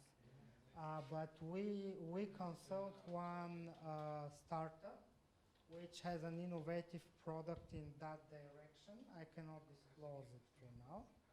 It's something which they hope to disrupt the whole claim business with an innovative approach. So we consult all sorts of players like this, including some investment companies who want to learn more of the subject matter and so on. Yeah. Thanks. If you have any other questions. Did you talk to any airports about cooperation with this consulting or providing them some analysis? We haven't reached them. I mean, we haven't had the opportunity to have some discussions with them. Mostly to OTAs and other stakeholders. We did one evaluation product with an airline, which was to match their schedule with the schedules of the airports they fly to and see what opportunity there are for virtual interlining for their own capacity. But that was a small research project, basically. Okay, I would like just to mention the creative part of the conference. Tina Liodinsky-Zec is the author of the harvesting SketchUps, which are consequence of everything what is not said during the conference. but it's put up on the SketchUp, so she can show you a few sketches from the conference. I don't think they were going to do this, so anyway, I'm a crazy person, and I did my PhD in visualizing social entrepreneurship in Croatia using complexity theory, so it's, yeah, oof, yeah. So I basically took lots of data that was too overwhelming to understand, and I reduced it down to little pictures so that everyone thinks I'm silly. So I like to do this when I go to conferences and when I'm in meetings with people, I just doodle. So I was only here for half of yours. So, but I can show you. You can take pictures of my notebook if you would like to. And Angelko knows I just did it for fun. So I get a cool spot here. I've got the microphone. Kid, yeah. So anyway, if you want to see my notes, you're welcome to do it. And I teach at a university that is accredited. So even though I'm silly, there's some reason that the colleges does get, written up and is legitimate. So I'm not typical of my university, so don't blame them. Yes. So anyway, if you want to take a class with me, I do teach applied creativity and innovation and storytelling and things like that. So I'm a deviant, yes. Star Trek, not Star Wars. Okay. Here we go. You can put it on the desk and for people to see.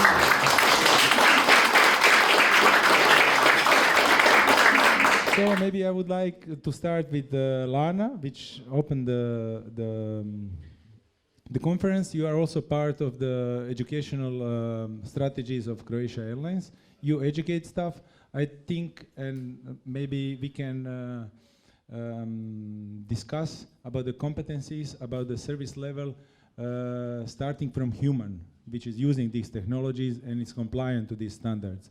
Maybe you can say to us a few words about the initiatives from the Croatia Airlines side, combined with all these regulations and standards. How Croatia Airlines, we saw on your analytics, is one of the most convenient, considering price, airlines, but the satisfaction and the support and engagement from the side of a national carrier, how you manage all of this, what's your role inside of this, and where do you see the potentials of this approach? Yeah, we have been talking about technology mostly today, but the fact is, as far as the airline business is concerned, you have to take into consideration the fact that the airline business is highly competitive one. The competition is so strict and so severe and so strong that it is really, really very difficult to survive. I don't know whether you know that, but well, I have been focused to this area for almost 27 years. For the very moment, there are 100 airlines selling their tickets through the travel agents. Some sell it directly to the passengers, but most of them sell through the agency network. So can you imagine just a small, very small Croatian market, 4 million inhabitants, there are 100 airlines selling their products. Can you imagine how difficult it is to sell your service under the competitive price? So the market is very, very competitive, so you have to survive. On the other hand, you have so-called monopolists,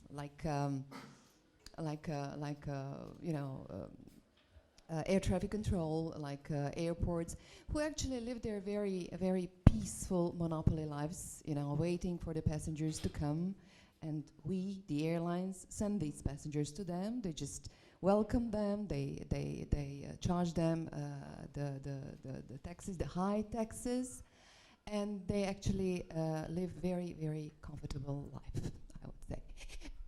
To be an airline today is very difficult. It is extremely difficult.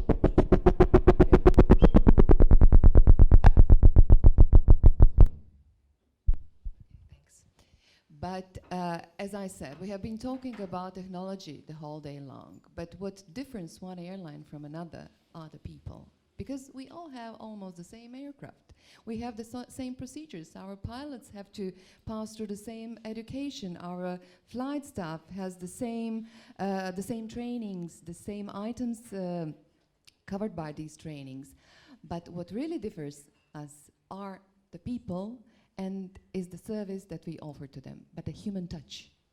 The human touch. They don't care or they don't see the kind of aircraft we have, whether it's Airbus or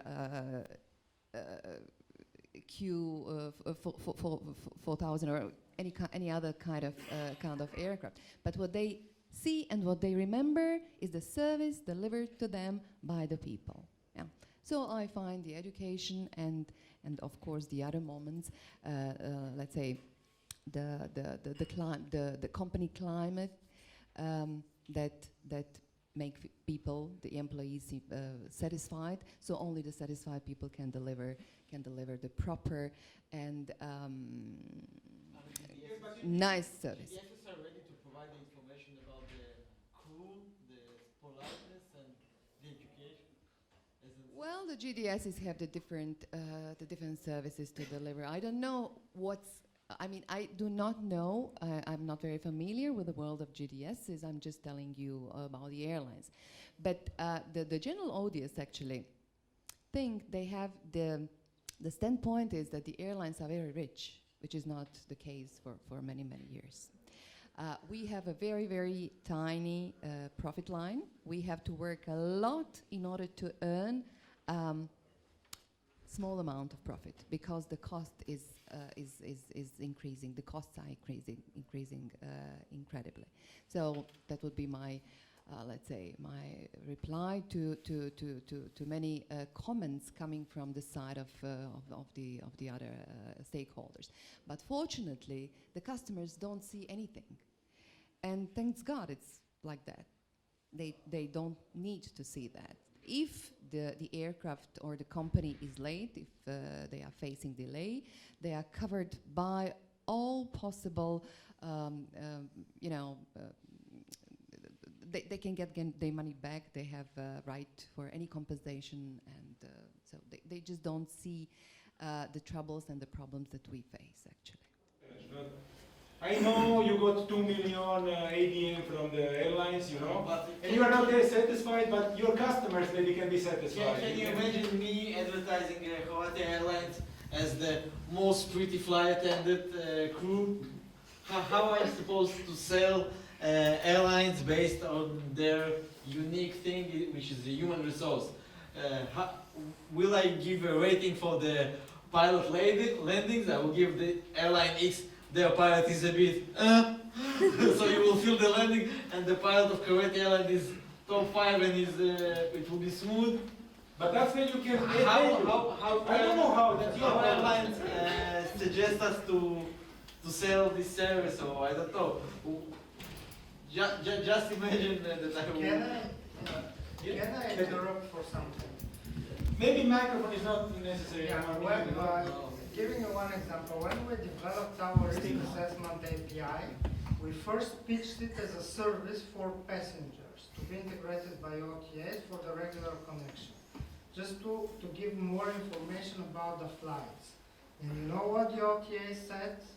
Sorry, we don't want to show this information, we just want to show things like two more seats at this fare, promo, buy now. Aggressively sell. Aggressively sell, compromising the quality to the It's bottom. very easy because I know it's very hard to admit, but without how many one? Airlines are no more longer exec luxury product, nothing more special, it's not an experience as they used to say, it's nothing. It's same as buses, same as cabs. And when you sell cabs, you don't say the driver is polite and the driver is funny and sometimes, of course, sometimes you give him 5 stars because it was a good driver in a new place and he told you what is this mosque and what is this road, but you don't give a damn anymore.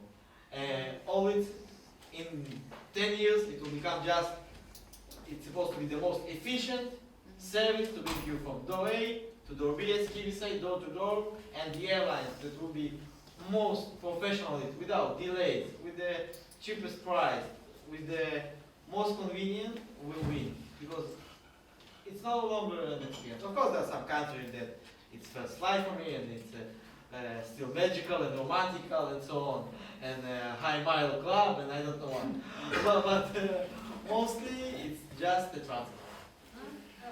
But I would say Nicole was, in her presentation, there was process-oriented, not goal. Your orientation leads to sell one more ticket. But you mentioned process-oriented, because I think if you watch the goal all the time, you forget where you are going, so you can go back. That you don't even tell me. So,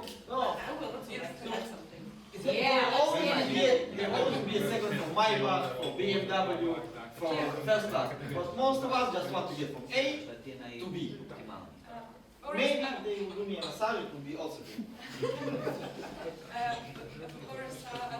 Absolutely agree with you to some extent, but want to challenge a little bit that, because when we definitely look at the sector of leisure travel, that's definitely true, but how about the business travelers? And I'm not saying that you're wrong to an extent, but just a challenge. How to service a business traveler in a light that business traveler is more and more often choosing low-cost airlines. I know that it would be perfect if you would have a representative of low-cost carrier here, and they would say that, yeah, perfect, because we are eating, say, your bread at that moment. And of course, we as a travel commerce platform representing GPS, we cannot say that these are good guys and bad guys, but just we can look at the way how they are selling the service. And they are entering the business traveler sector because they can, and with the same planes, you can see that the planes types are the same, that they are not flying, 777, ATR. I can answer. Yeah, but let me just let me just finish.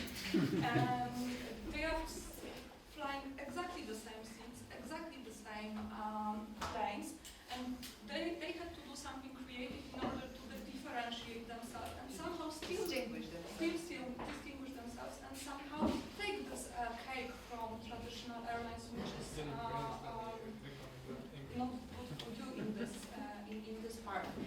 And they are doing that in many, so to what I have observed in many ways, but in some clever way of differentiating the first, so bundling the package in a little bit different way that the standard business is doing, just like you mentioned, point A to point B. So for instance, they sell, I don't know, for 30 euros or 20 euros with cheaper price, and then they can sell up to, I don't know, 200, 300 euros for the same, exactly the same, comfortable chair, depends, but exactly the same, but exactly the same $200. The question is how they are doing and how, we as technology companies are enabling with all the players in the market, traditional airlines to compete in this field. So, and that is the traveler, that if you look at this business traveler, in many cases it looks like traveler is just choosing yeah. And how come, so Boris, the question to you, how come they are buying, business travelers buying exactly the same product, the same seat, the same schedule, the same plane, the same landings, Can you use microphone because of camera? Yeah, Good. yeah, the same landings from, low cost, it's basic. I can answer in one word, in 2 words. Generation Z. We don't care about this convincing. You are exactly right. It's the same product. If you are purchased today economy class in Lufthansa and I buy business, it's still the same product. It's just different. Instead of water, I get juice. I don't care about those things anymore. Look at how I dress. Look how I travel. Look how you look. I had an haircut yesterday. If you saw me yesterday, I looked like a mess, like the line from Columbia Pictures. He just paid 1 million ATM recently. Not me, thank God. But again, this is for the business. I don't, Generation Z, Generation Y, don't care about those things. We don't need more. In Russia, yes, we need a big car. But most of people, IT people go to Israel. CEOs, CFOs, who are earning dozens of dollars. We travel by coordinated. We go like, I don't know, like we just wake up of the bed. We don't need all of this fancy business trend. That's why we are willing to go by low-cost carrier inside of Europe for these 2 hours, sitting like this. It doesn't matter for us. I went down to the first floor, and they have, in the first floor, they have seats of an airplane. I almost fell asleep, because I'm that used to. So it's very simple. Of course, there will always be a niche player. Of course, there will always be a demand. But it won't be such high demand for how many? Boris, can I mention something? You get 7 flights in a row in 7 days. So these new generations fly every day. And they expect that it's a commodity for them. They test a lot. They learn from experience. You cannot learn from TV when they tell you that this is virtual interlighting and you are responsible. You are not, because you didn't experience this. You did, but there are different models. Sometimes you need to be somewhere and do something, and you need guarantee and reliability. Even more, you say, just imagine KLM, their business class between Russia and Europe is nothing in business class. I just have a captain. That's it. So we don't need, of course, on transatlantic I would prefer to have a business. Boris, I would like Nicole because the lady is waiting. You know? Just, you are in Croatia for a few more days, so But you give me some really good hints to think about. Is the Generation Z really don't care? I agree with you, they don't care about comfort or about status. But what they are looking for is unique experiences. And especially KLM did, I would say, 4 years ago, they did really a great social media campaign. It was before the data regulation from the EU. They had their Facebook fans, and they looked at the profiles, and they saw, okay, now I have a fan, because they posted, I'm at the airport, I'm flying from Amsterdam. Yeah, I'm flying from Amsterdam to Barcelona, looking forward to a great city trip. And look what they did. They go to the gate and give a travel guide for Barcelona to that person who just said, I'm a fan of KLM and I love to fly right now. So they use these social interactions, and you can be sure that this guy who received that travel guide from KLM will choose the next time, oh, I would love to fly with KLM because they care on you. And that's the thing where really human makes a difference. But there is not that much space for an airline. The human plus technology. Of course. First of all, KLM is a great company. The BI is very important. 1,000 company. There is no place for everybody to be a great experience. KLM is Not a great everybody. company, No. and maybe they will stay, and they will keep operating, and they will have their business. So there is a place for niche travelers. Of course, there is always somebody that wants the experience. Somebody will always, it will be first flight. Somebody will always want to impress somebody. There will always be a place for it. But the proportion will change everything. And about Generation Z, they look for the experience. But in our understanding of what is experience, a flight is no more experience. It's just a convenience. You know what's my case? As you grow older, you get more grounded, and experiences are less important. For example, I will not be motivated because of some picture of my friend over there. I will go to Nice or Rome because I need to go. and I need reliable service. If it's cheap, great. If it's not, I need to be there. So it's combination of, and I like to see Rome, but it's mine. But it's much better when Travelport invites you to Rome. Pretty different, you know. So you're different motives. but you are focused on efficiency, and that could be the way around, where you have maybe you are not looking for the. But we are talking about business travelers. A business that is not focused on efficiency won't last long. If a business travel is focused on experience in its flight. But it's always combination. It's not excluded, because I think that the line between corporate clients, individual clients, leisure trip, fun trip, it's closing. You want, if you go to a business trip, you want the fun, you want everything. Show me one. Because you have different obligations and you have a lot of possibilities. So you need to connect also in your personal life, because time is limited. That's what, of course. But in the same flight, you won't save time by business. Show me one person from your hub as a startup who will say, okay, I have to fly to Berlin to ITB. I want to, and I have tickets for business class for 1,000 euro, and I have for 100. And you say, I need the experience to fly ITB in a business class. Show me one person who will do it. It was the mindset of a previous generation who was important is show, to be in a suit, to show respectful. He had to come day before the meeting to have a clean shave. He had to leave day after his meeting because he need to pay the follow-up. And where is the Zdenek? He ran to the flight, tell what to do, get his presentation while he's on air, and then he keeps going next one. Again, they will have a place for business travelers, for business class, especially on transatlantic. But maybe we will have Hyperloop, we'll connect it in 2 hours. But it will be affordable only for high class, executive class, and so on.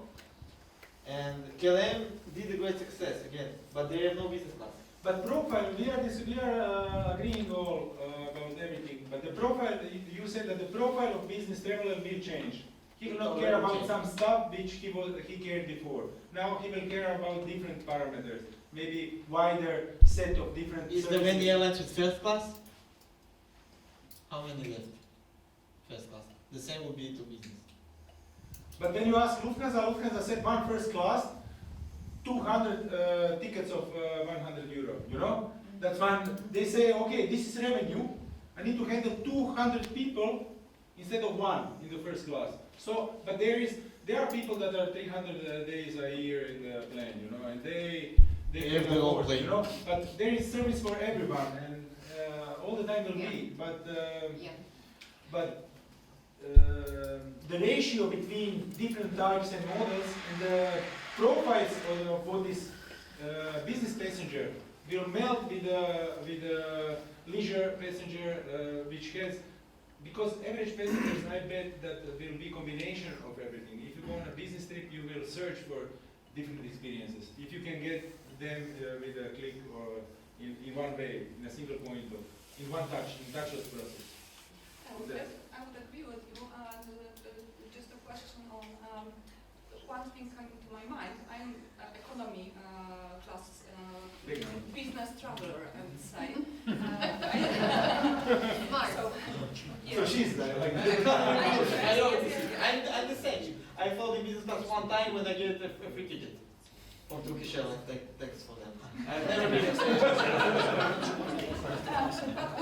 what I want to say that when I buy a ticket for myself for this economy class, and of course, company is covering my expenses, then I look at the offers and I see, well, okay, this is just pure economy, and for, I don't know, $20 or $30 more, I got also not only, let's say, the seat itself, but I got the fast track, I get one luggage, because let's say I bought additional 3 pairs of shoes, and I don't know which one I'm going to wear at the conference. And then if I buy the cheapest, then it's really a trouble for me. But if the airline is offering something for, you know, not the business class like you said, because you know my of course you will take another luggage and so on. But yeah, but I'm saying that in, for example, in $30 or $40 or euros, I can get some very small, simple additional services which are not business class and not expensive. But So- you value them. Yes, But I really value as a person. As but a the business real stick traveler. costs 10 times more. We have our, Yeah. in a smart connection, we have our own formula that is calculated mile per ruble. How much rubles and per minute? Because you have a virtual interline for 5 days that will save you 100 rubles, and you have a virtual interline of 10 more hours that will save you 50% of the cost. So this is the question. Of course, if the ticket costs you 20 euro, and to add a fast track, to add a sandwich, to add bottle of water, you will get to $100, and Calais will cost you 500, it's very reasonable. It's a trade-off. Yes. Between the And about the shoes, this is my only shoes. I have came from Russia minus 20 degree to Tel Aviv plus 20, Athens and here, and I have only those ones. It must be very expensive shoes. No, I think it's, I have no idea how much they cost. I got them as a present. I'm a Jew. I don't buy things for myself. Okay, yeah, that represents the fashion. Does it work? Yeah, it's very cost. Okay, so what you mentioned, I don't know, maybe from your standpoint, things look like that. But, well, let's say some 30 or 40 years ago, 35 years ago, people who used the air transportation, it was a kind of luxury. And there were very few people who could afford it. I mean, a smaller number of people could afford it. I recall that the members of my family, I don't think that's correct. So I recall that members of my family, when they traveled to the United States, they had to prepare 3 average monthly salaries in order to buy the ticket to New York. So it was something that a lot of people could not afford. Today it is a completely different situation. More or less everybody can do it. Because the fares, the price of the fares have actually declined. They are in comparison with the airport taxes, they are smaller. So I mean, really, it's not a problem. But when you said that for a typical business traveler or general traveler, the traveling by plane is no experience anymore, I wouldn't say that. For example, Croatia Airlines for a few years had a let's say marketing campaign offering traditional food in the business class mostly for the leisure travelers, and we on every route we had a traditional food that is actually that is traditional for that region, like Istria, Dalmatia, continental Croatia, etc., etc. So people liked it very much. Most of them appreciated it very much, and they had very, very, very good comments on it. And I would say that it contributed considerably to incomes. I will probably agree with you, and I will just tell you what I mean. It's not a deal breaker. Of course, I will be happier to have the traditional food, especially at Czech Airlines. They serve you with the beer and it's very risky. And of course, I will be much happier, but it won't be a deal breaker. If I have 2 tickets from Russia to Berlin, one of them will be, I don't know, rest in peace, Air Berlin, or Lufthansa, and I will know this one will serve me a beer, this one won't serve me a beer, but the difference in price will be 500 euro. I will take these 400 euros and I will go in Berlin to the best restaurant. It's much more best experience, it's much more convenient, I will remember it much better day after. But even in the preview, when I will have to go again to Berlin, I again will look only on the price. If the changes will be $10, of course I will always prefer where I have a more experience. But you charge for this more experience. Do you know Pobeda? They even don't sell food on the plane, not even water, different from other locals. And when I met the CEO, Kalukov, I asked him, why you don't do it? I thought it's the main source of income for low cost, and so on. They say, no. If I will do it, I will have to pay to the airport to charge it, and it will take more money. For me, I don't sell anything, but my aircraft is from landing to take off 30 minutes, and I don't pay anything to nobody. So you get much more revenue on that one. And about your example, we don't need to go far. 100 years ago, who could afford themselves cars? Then everybody can afford that. 10 years ago, who was traveling by taxi? Only business people, not every kid 16 years old that go. Because 7 years ago, Kubi was founded. So they already came into the industry that was naked, and you know, and transformed into the commodity. So it's natural. And he's from Israel. It goes all together. Israel, Russia, he said by himself also. And maybe that's the impact. And maybe GDSs and traditional airlines, which are for a long time in the market, we should also disrupt and think in this way and say, okay, what would be if we wouldn't have anything on the plane and offering anything? How would impact our profitability and can we make a test on some origin destination, some route?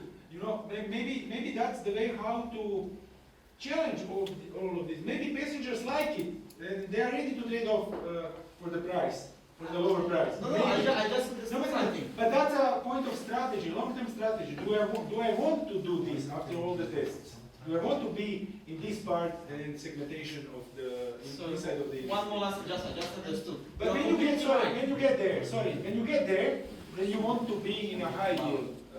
When you get in, and when you are in high yield, you want the passengers that will spend money when you. I just understood something. She's completely right. But in 5 years, the experience will be a basic. When everybody becomes low cost, the one that won't give you experience, won't serve you with a smile. After we finish with the prices, we will go to the experience. So you always want something what you don't get. You're completely right. Let's go 5 years ahead, and we will stay with Air Croatia and few low cost. And the one that will, after he competed on the price, the one that will keep his smile with those prices. I don't know if I'm allowed to say how my friend told me. They ask and they ask us to smile. So probably the one that will smile will keep operating. The one that will not, even the price won't help him. Yeah, but how do you explain the emerge of NDC in this context? Because NDC is something that will help the airlines differentiate, distinguish one from another according to the ancillary service offered in the aircraft. There are also now, even through the GDS, is fair families and the price structure. But the NDC will open the possibilities of building the product for each and every of 7 billion people in the world. So the weight, the age, and the gender, religious preference, religious affiliation, other preferences will. Some airlines will prefer if you are, for example, gay, to fly with them because maybe you spend more and they have a product for you or a destination. Maybe that will be the niches. No, I think that we cannot. It will be possible to implement and test these possibilities with a very low expense rate. You know, so maybe we will test, maybe not. You know, but these agency guys are just taking the waves in all of these changes. I think that we need to know where we go and then go in that direction, test a lot with not a high risks, make mistakes, but quick mistakes, learn from them, evaluate, but not to lose, to see where you are going, to be oriented on the processes, but know that this is your direction. If you need to go like this for some time because of the processes, if it's cheaper to survive, you go by this, but then go straight to your also NDC. I think that is the real stuff in the future, because agencies should pay to you, not the opposite way. And but technology needs to get to that point, and acceptance from the airline side and technology partially. I have another example where I totally agree with you. The GDSs need to think different and to invent some new ways of convincing the consumer. So, because the consumer is the one who at the end pays our money and pays also the money of the OTA. So But in the past, we tried to do everything on our own. It took us years, so we had a great idea. We developed and developed to come back with a 100% fitting solution. And I totally agree with you. Now we have to test, to fail and fix fast. So we are partnering a lot of, and we are looking a lot of new startups. What ideas do they have in mind? How can we connect them to our network? And a great example we shared in Berlin, it's a company called 30K. Every traveler wants to be rewarded. You know, you are collecting the mileage programs and so on. But on the OTA website, you don't see how high is the reward, and you can also not get the credit back immediately. So what 30K is offering is an API connected to our search, where you in the search results already see how many mileage you get for if you book this flight or that flight. And I think this again will make the difference, and the people will pay the higher amount because with the rewards they get much more back. And these are things we really try to test, and we show it to our OTA customers, and they can do A/B testing and look, is this conversion increasing or not? Does this convince the consumer or not? And I think that's the direction where we have to go as a GDS, not doing everything from renewing everything from the scratch. I'm not sure about how to react about the payment to first of all, about the NDC, it's an illusion because there is a very limited ancillary that you can offer to your customer. You don't see your taxi driver offering you a massage, and he don't sell you a TV. This take example S7 Airlines. They offer you greetings from the pilot for your birthday with a small cake. It's good. No, it's a good product, but it will be good only for one agent in Russia that it will be focused on selling S7 Siberia Airlines. Nobody in the US will need it. What I'm trying to say. That's why their standard will be different. That means if we will have 1,000 OTA, only one OTA will take the step and will bother to develop a special API callback and request for S7 to have a special ancillary. It doesn't matter which ancillary will be of any airline. Most of them, eventually, in 5 years, as a travel, I think will standardize and normalize few ancillaries. 10, 15, 20 ancillaries, doesn't matter. Toilet paper, bathroom entrance, water, luggage, and so on. But it will be standardized in some time, and there won't be any new services. There will be there is an NDC as a standard which enables a standardized. There is no such thing as NDC standard. It's an illusion. If you go to No, it's not illusion. No, it's based on the many research. It's made. So it is just to prove that the passengers still look for, they are still searching some kind of experience. Of course, but it will be a limited standard. You won't be able, each airline, to invent their own ancillary service, and somebody will sell it, because there will be only one airline. You know what I bet on in the future? That airline will pay you to be on the flight because the revenue models of the airlines will come from different sides. You know, I think that this is the possibility. This is in one way. This is a possibility. This is also unfortunate. If you take a quantum theory in consideration, then you can you can be in two places at the same time. In the digital world, it's not possible. So let's imagine that and try to disrupt ourselves and to just to imagine that and to think in that way. That because everything is going in that way. You paid for a $2,000 ticket for the States. Now it can be 200 euros. Well, it's going to zero. But what is the biggest value in your life? It's time. So somebody will be ready to pay your time because you will decide. Maybe it's better to be in nature, connected to nature, than to go on a business trip. Somebody will attract you to go. Maybe that can be. About the what I meant, it's not an illusion that it doesn't exist. I mean, if you go to AerTicket website and you open what is NDC, each year it completely changed. The standard, if you take an airline that say I'm NDC compatibility from 2000 compliant from 2016 and airline that say I'm NDC compliant from 2018, it's completely two different APIs. With the different programming and so on. It's not like you will integrate this standard and you are open to one. That's why GDS will stay there.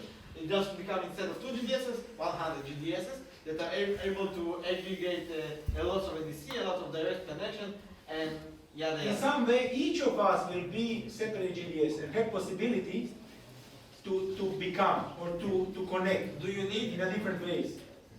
That's the option also. One of the possibilities. Of course. Maybe small, but of course, somebody will be unique. They will have somebody will have a unique ancillary service. Somebody will have a unique classes and so on. But the majority will change and the ratio will change. I hope maybe that the right airlines will make the right decision and will find their niche. I think, yeah, if I can say a few words. So one of the reasons for the NDC, which I think is the ground for it, is very practical reason. You heard Zdenek say that 75% of their sales come from Skyscanner and Kayak. And this is a platform for comparison. It's just a comparison platform. And when everyone has different products, you can't compare. You can't compare apple to pear or to banana, let's say. So the thing is to compare apple to apple, which is the base, the very basic, which is the basic price of a fare, let's say non-refundable, economy class, no baggage, and so on. And NDC allows you to build on top of that and really sell the whole portfolio solution. To have a smoothie not there just of banana, but 10 more fruits. For example. If you wish. And that possibility you will be able to. Because otherwise the users, they are right now completely, they don't know what they're buying. For example, for virtual interlining, no one said that with Ryanair and Wizz Air implementing the no cabin baggage policies, the fares you see are not true. Because you can take just a small bag on board, and if you have a round trip consisting of 5 segments, you need to pay priority for each of these segments separately in order to get your hand baggage on board. So these things, they come extra, and people get very disappointed and when they learn these things. Service suffering. Service is suffering. So there is a bad need for standardization of all these things so that you can put them in the metrics and you know exactly what you're getting for your money. But also virtual interlining will also become some sort of standard when they issue a lot of problems, because some algorithms and technology experience and the mistakes that they make will result in improvement of this process. And we always need to bet on technologies and processing power which is growing from year to year. And there is the shoe standard size after 100 years. It's a very good point regarding standardization, and I think it's a point that we can comment from the GDS side, because of course many people are saying that yes, we are very traditional, and there are some modern things coming which we are definitely applying, but the very good thing which we are traditionally good at is standardization.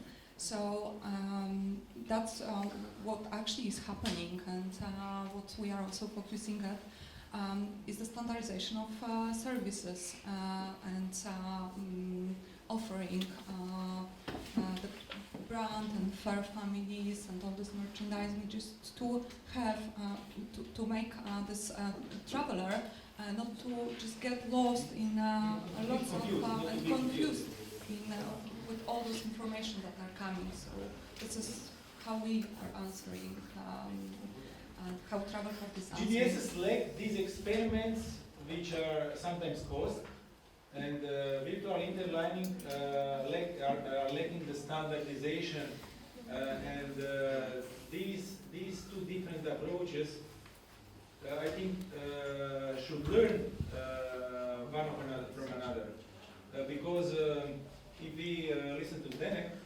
they have 2,000 people in support, in customer support, solving these issues about the... I have no idea why. So, but all these data, they have standardized input, and this processing power will grow, which will analyze this and learn from this. We say artificial intelligence, but the era, it's so simple now, but with the time it will be more and more powerful. So all these data and experiences that they collect and the money that they need to give to the insurance company and other other suppliers in chain, they will. I'm sure they will standardize a lot of stuff and get closer to this point. What you say that GDSs are great here. So and GDSs should do this story like virtual interlining is. To test this, to see, and to act quickly, to learn from this, to get closer to these points. I think that because of that, a lot of different GDSs, virtual interlining, even he is doing virtual interlining. Like what I mean by even he? I think that we need to change the way we perceive GDSs, because if you look at Amadeus, everyone talks about the GDS, but Amadeus owns so many companies, so they control the whole travel business from every aspect, even the low-cost carriers. So this is, we need to perceive the GDSs, I think, as technology companies, technology environment, rather than distribution. They are platforms, and Travelport and GDSs are platforms and trying to define themselves, but the mindset is still, and the influence of the history is strong, and you need to adapt to this new... What will happen when the airlines will move to Amazon? Instead of hosting it? Amadeus will buy Amazon, this is what... Amadeus is 25 billion. You will buy the shares of Amazon. Some shares. No, it's interesting question, because at the end is why company host us in GDS? Because of the complexity of the protocol, ADFAC, ITP core, blah blah blah blah. If we will imagine that NDC will take over and everything will be great and it will give a lot of additional value to the airlines, they won't have to use ADFAC and ITP core and so on. So they won't have a need in a complex architectural structure of service and so on. They will just say, okay, I'm selling to my NDC, I do a great job with my ancillary service, I sell a lot of cakes, I will move to Amazon. And then the hosting business will lose its core business. Then we will live only with the passenger control system. Who owns Navitaire? Okay, Amadeus, who owns right on Amadeus. But it owns it because it saw that low-cost carriers are moving there, so it acted quickly and it took and closing. And closing. So that's the point. The GDS is not just the old-fashioned platform which was invented before the internet to facilitate the transactions, but it's more of a even concept. The question is, will they have this role in the future? As a hosting business? Let's separate. We have distribution business that NDC will take over. We have payment business that blockchain will take over. We left with the hosting and with passenger control, something probably that I'm not aware, like revenue management or something like this. Will the hosting business will be take over? Let's say that Travelport gave up. Not give up, they give out their hosting, they have no hosting, they don't believe in it, they believe that the ROI on hosting is after 20-25 years, after you build a huge facilitating unit, a huge server, with each server, will Microsoft, Amazon will take over the hosting business, while there will be NDC. No, it's not. At first, I would say, it sounds like, when I listen to you, NDC is ease up the process, how tickets are resold. But I don't think it's a kind of ease up, it's even more complex, because you create individual results per individual request. So even if you can sell a ticket on Amazon, you just sell that one ticket. But the role of the GDS is ease up the complexity of interlining, not talking about virtual interlining, more talking about combinations of tickets and refunding those tickets, getting the money back, and have all the payment processes standardized. Before you mentioned if the NDC tickets could be sold through Amazon. From technology point of view, first of all, Amazon can handle also connecting to GVS and Amadeus. They don't need the new standard, they can handle anything. To be honest, we are looking for cloud computing providers like Amazon and others, and all of them pitched, and they said we are strong enough, we can deliver exactly the computation scalability what you need, and then we showed them the numbers, how many transactions are processed in Erding, and what we foresee with NDC, how it will grow up. None of them were able to deliver these computations. I know that, but we look 5 years ahead. From other things about complexity of NDC, to say it will be more complex for this. From pure technology point of view, we don't care what ancillary. It's not just a JSON XML file. We can transparent as dozens of different products. Absolutely no better. And from point of view of programmer skills, it's much easier to find programmer that will be able to connect API via JSON than to find somebody who will connect the Travelport or Amadeus API.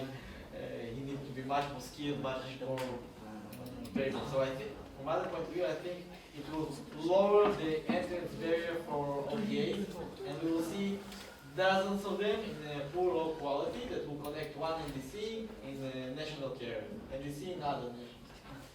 I would like to Wrap up.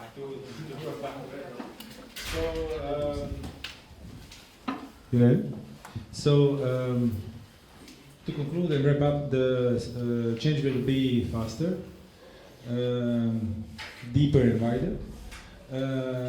Impact of technologies and new standards, we can just bet on some scenarios, but maybe conclusion can be that nobody knows the ratio, which standard and is it NDC and the combination and virtual interlining, how it will be. I think the technology and payment systems and blockchain and chatbots in the industry support and the risks and the risk evaluation will have a huge impact on in which way the industry will go. But it will change fast, it will be quickly, we need to test a lot, models will get closer to each other, they will be melting. The types of the passengers, it's difficult to define who is a business traveler, who is a leisure individual, this or that. The air travel segment will double very quickly. The trips will be shorter, much more one-way, created trips, virtual interlining or just interlining, one-way trips, combination with other types of transportation, Hyperloop you mentioned. I think that this is nobody bets on Hyperloop. Who knows how it will be developed, at what period of time, and all of these face recognition stuff for check-ins and everything. All of this will have influence. So I think that we need to meet frequently, to stay in touch, to discuss, to influence on IATA in some segments, and the other way also from the side of OTAs, and to exchange ideas, experiences. So this conference is intended to answer some questions, but also to raise a lot of new questions, which future is bringing. So the future is now. What we will do in the tomorrow, next week, next year, I would be glad that will be defined by what we heard from each other and experiences that we shared. So even if one strategic decision would be made, I would be very satisfied, and I will make a lot of decisions based on the experience that I collected today, and that's my selfish reason. And thank you very much for that, and thank you very much for everything you have provided. Thanks.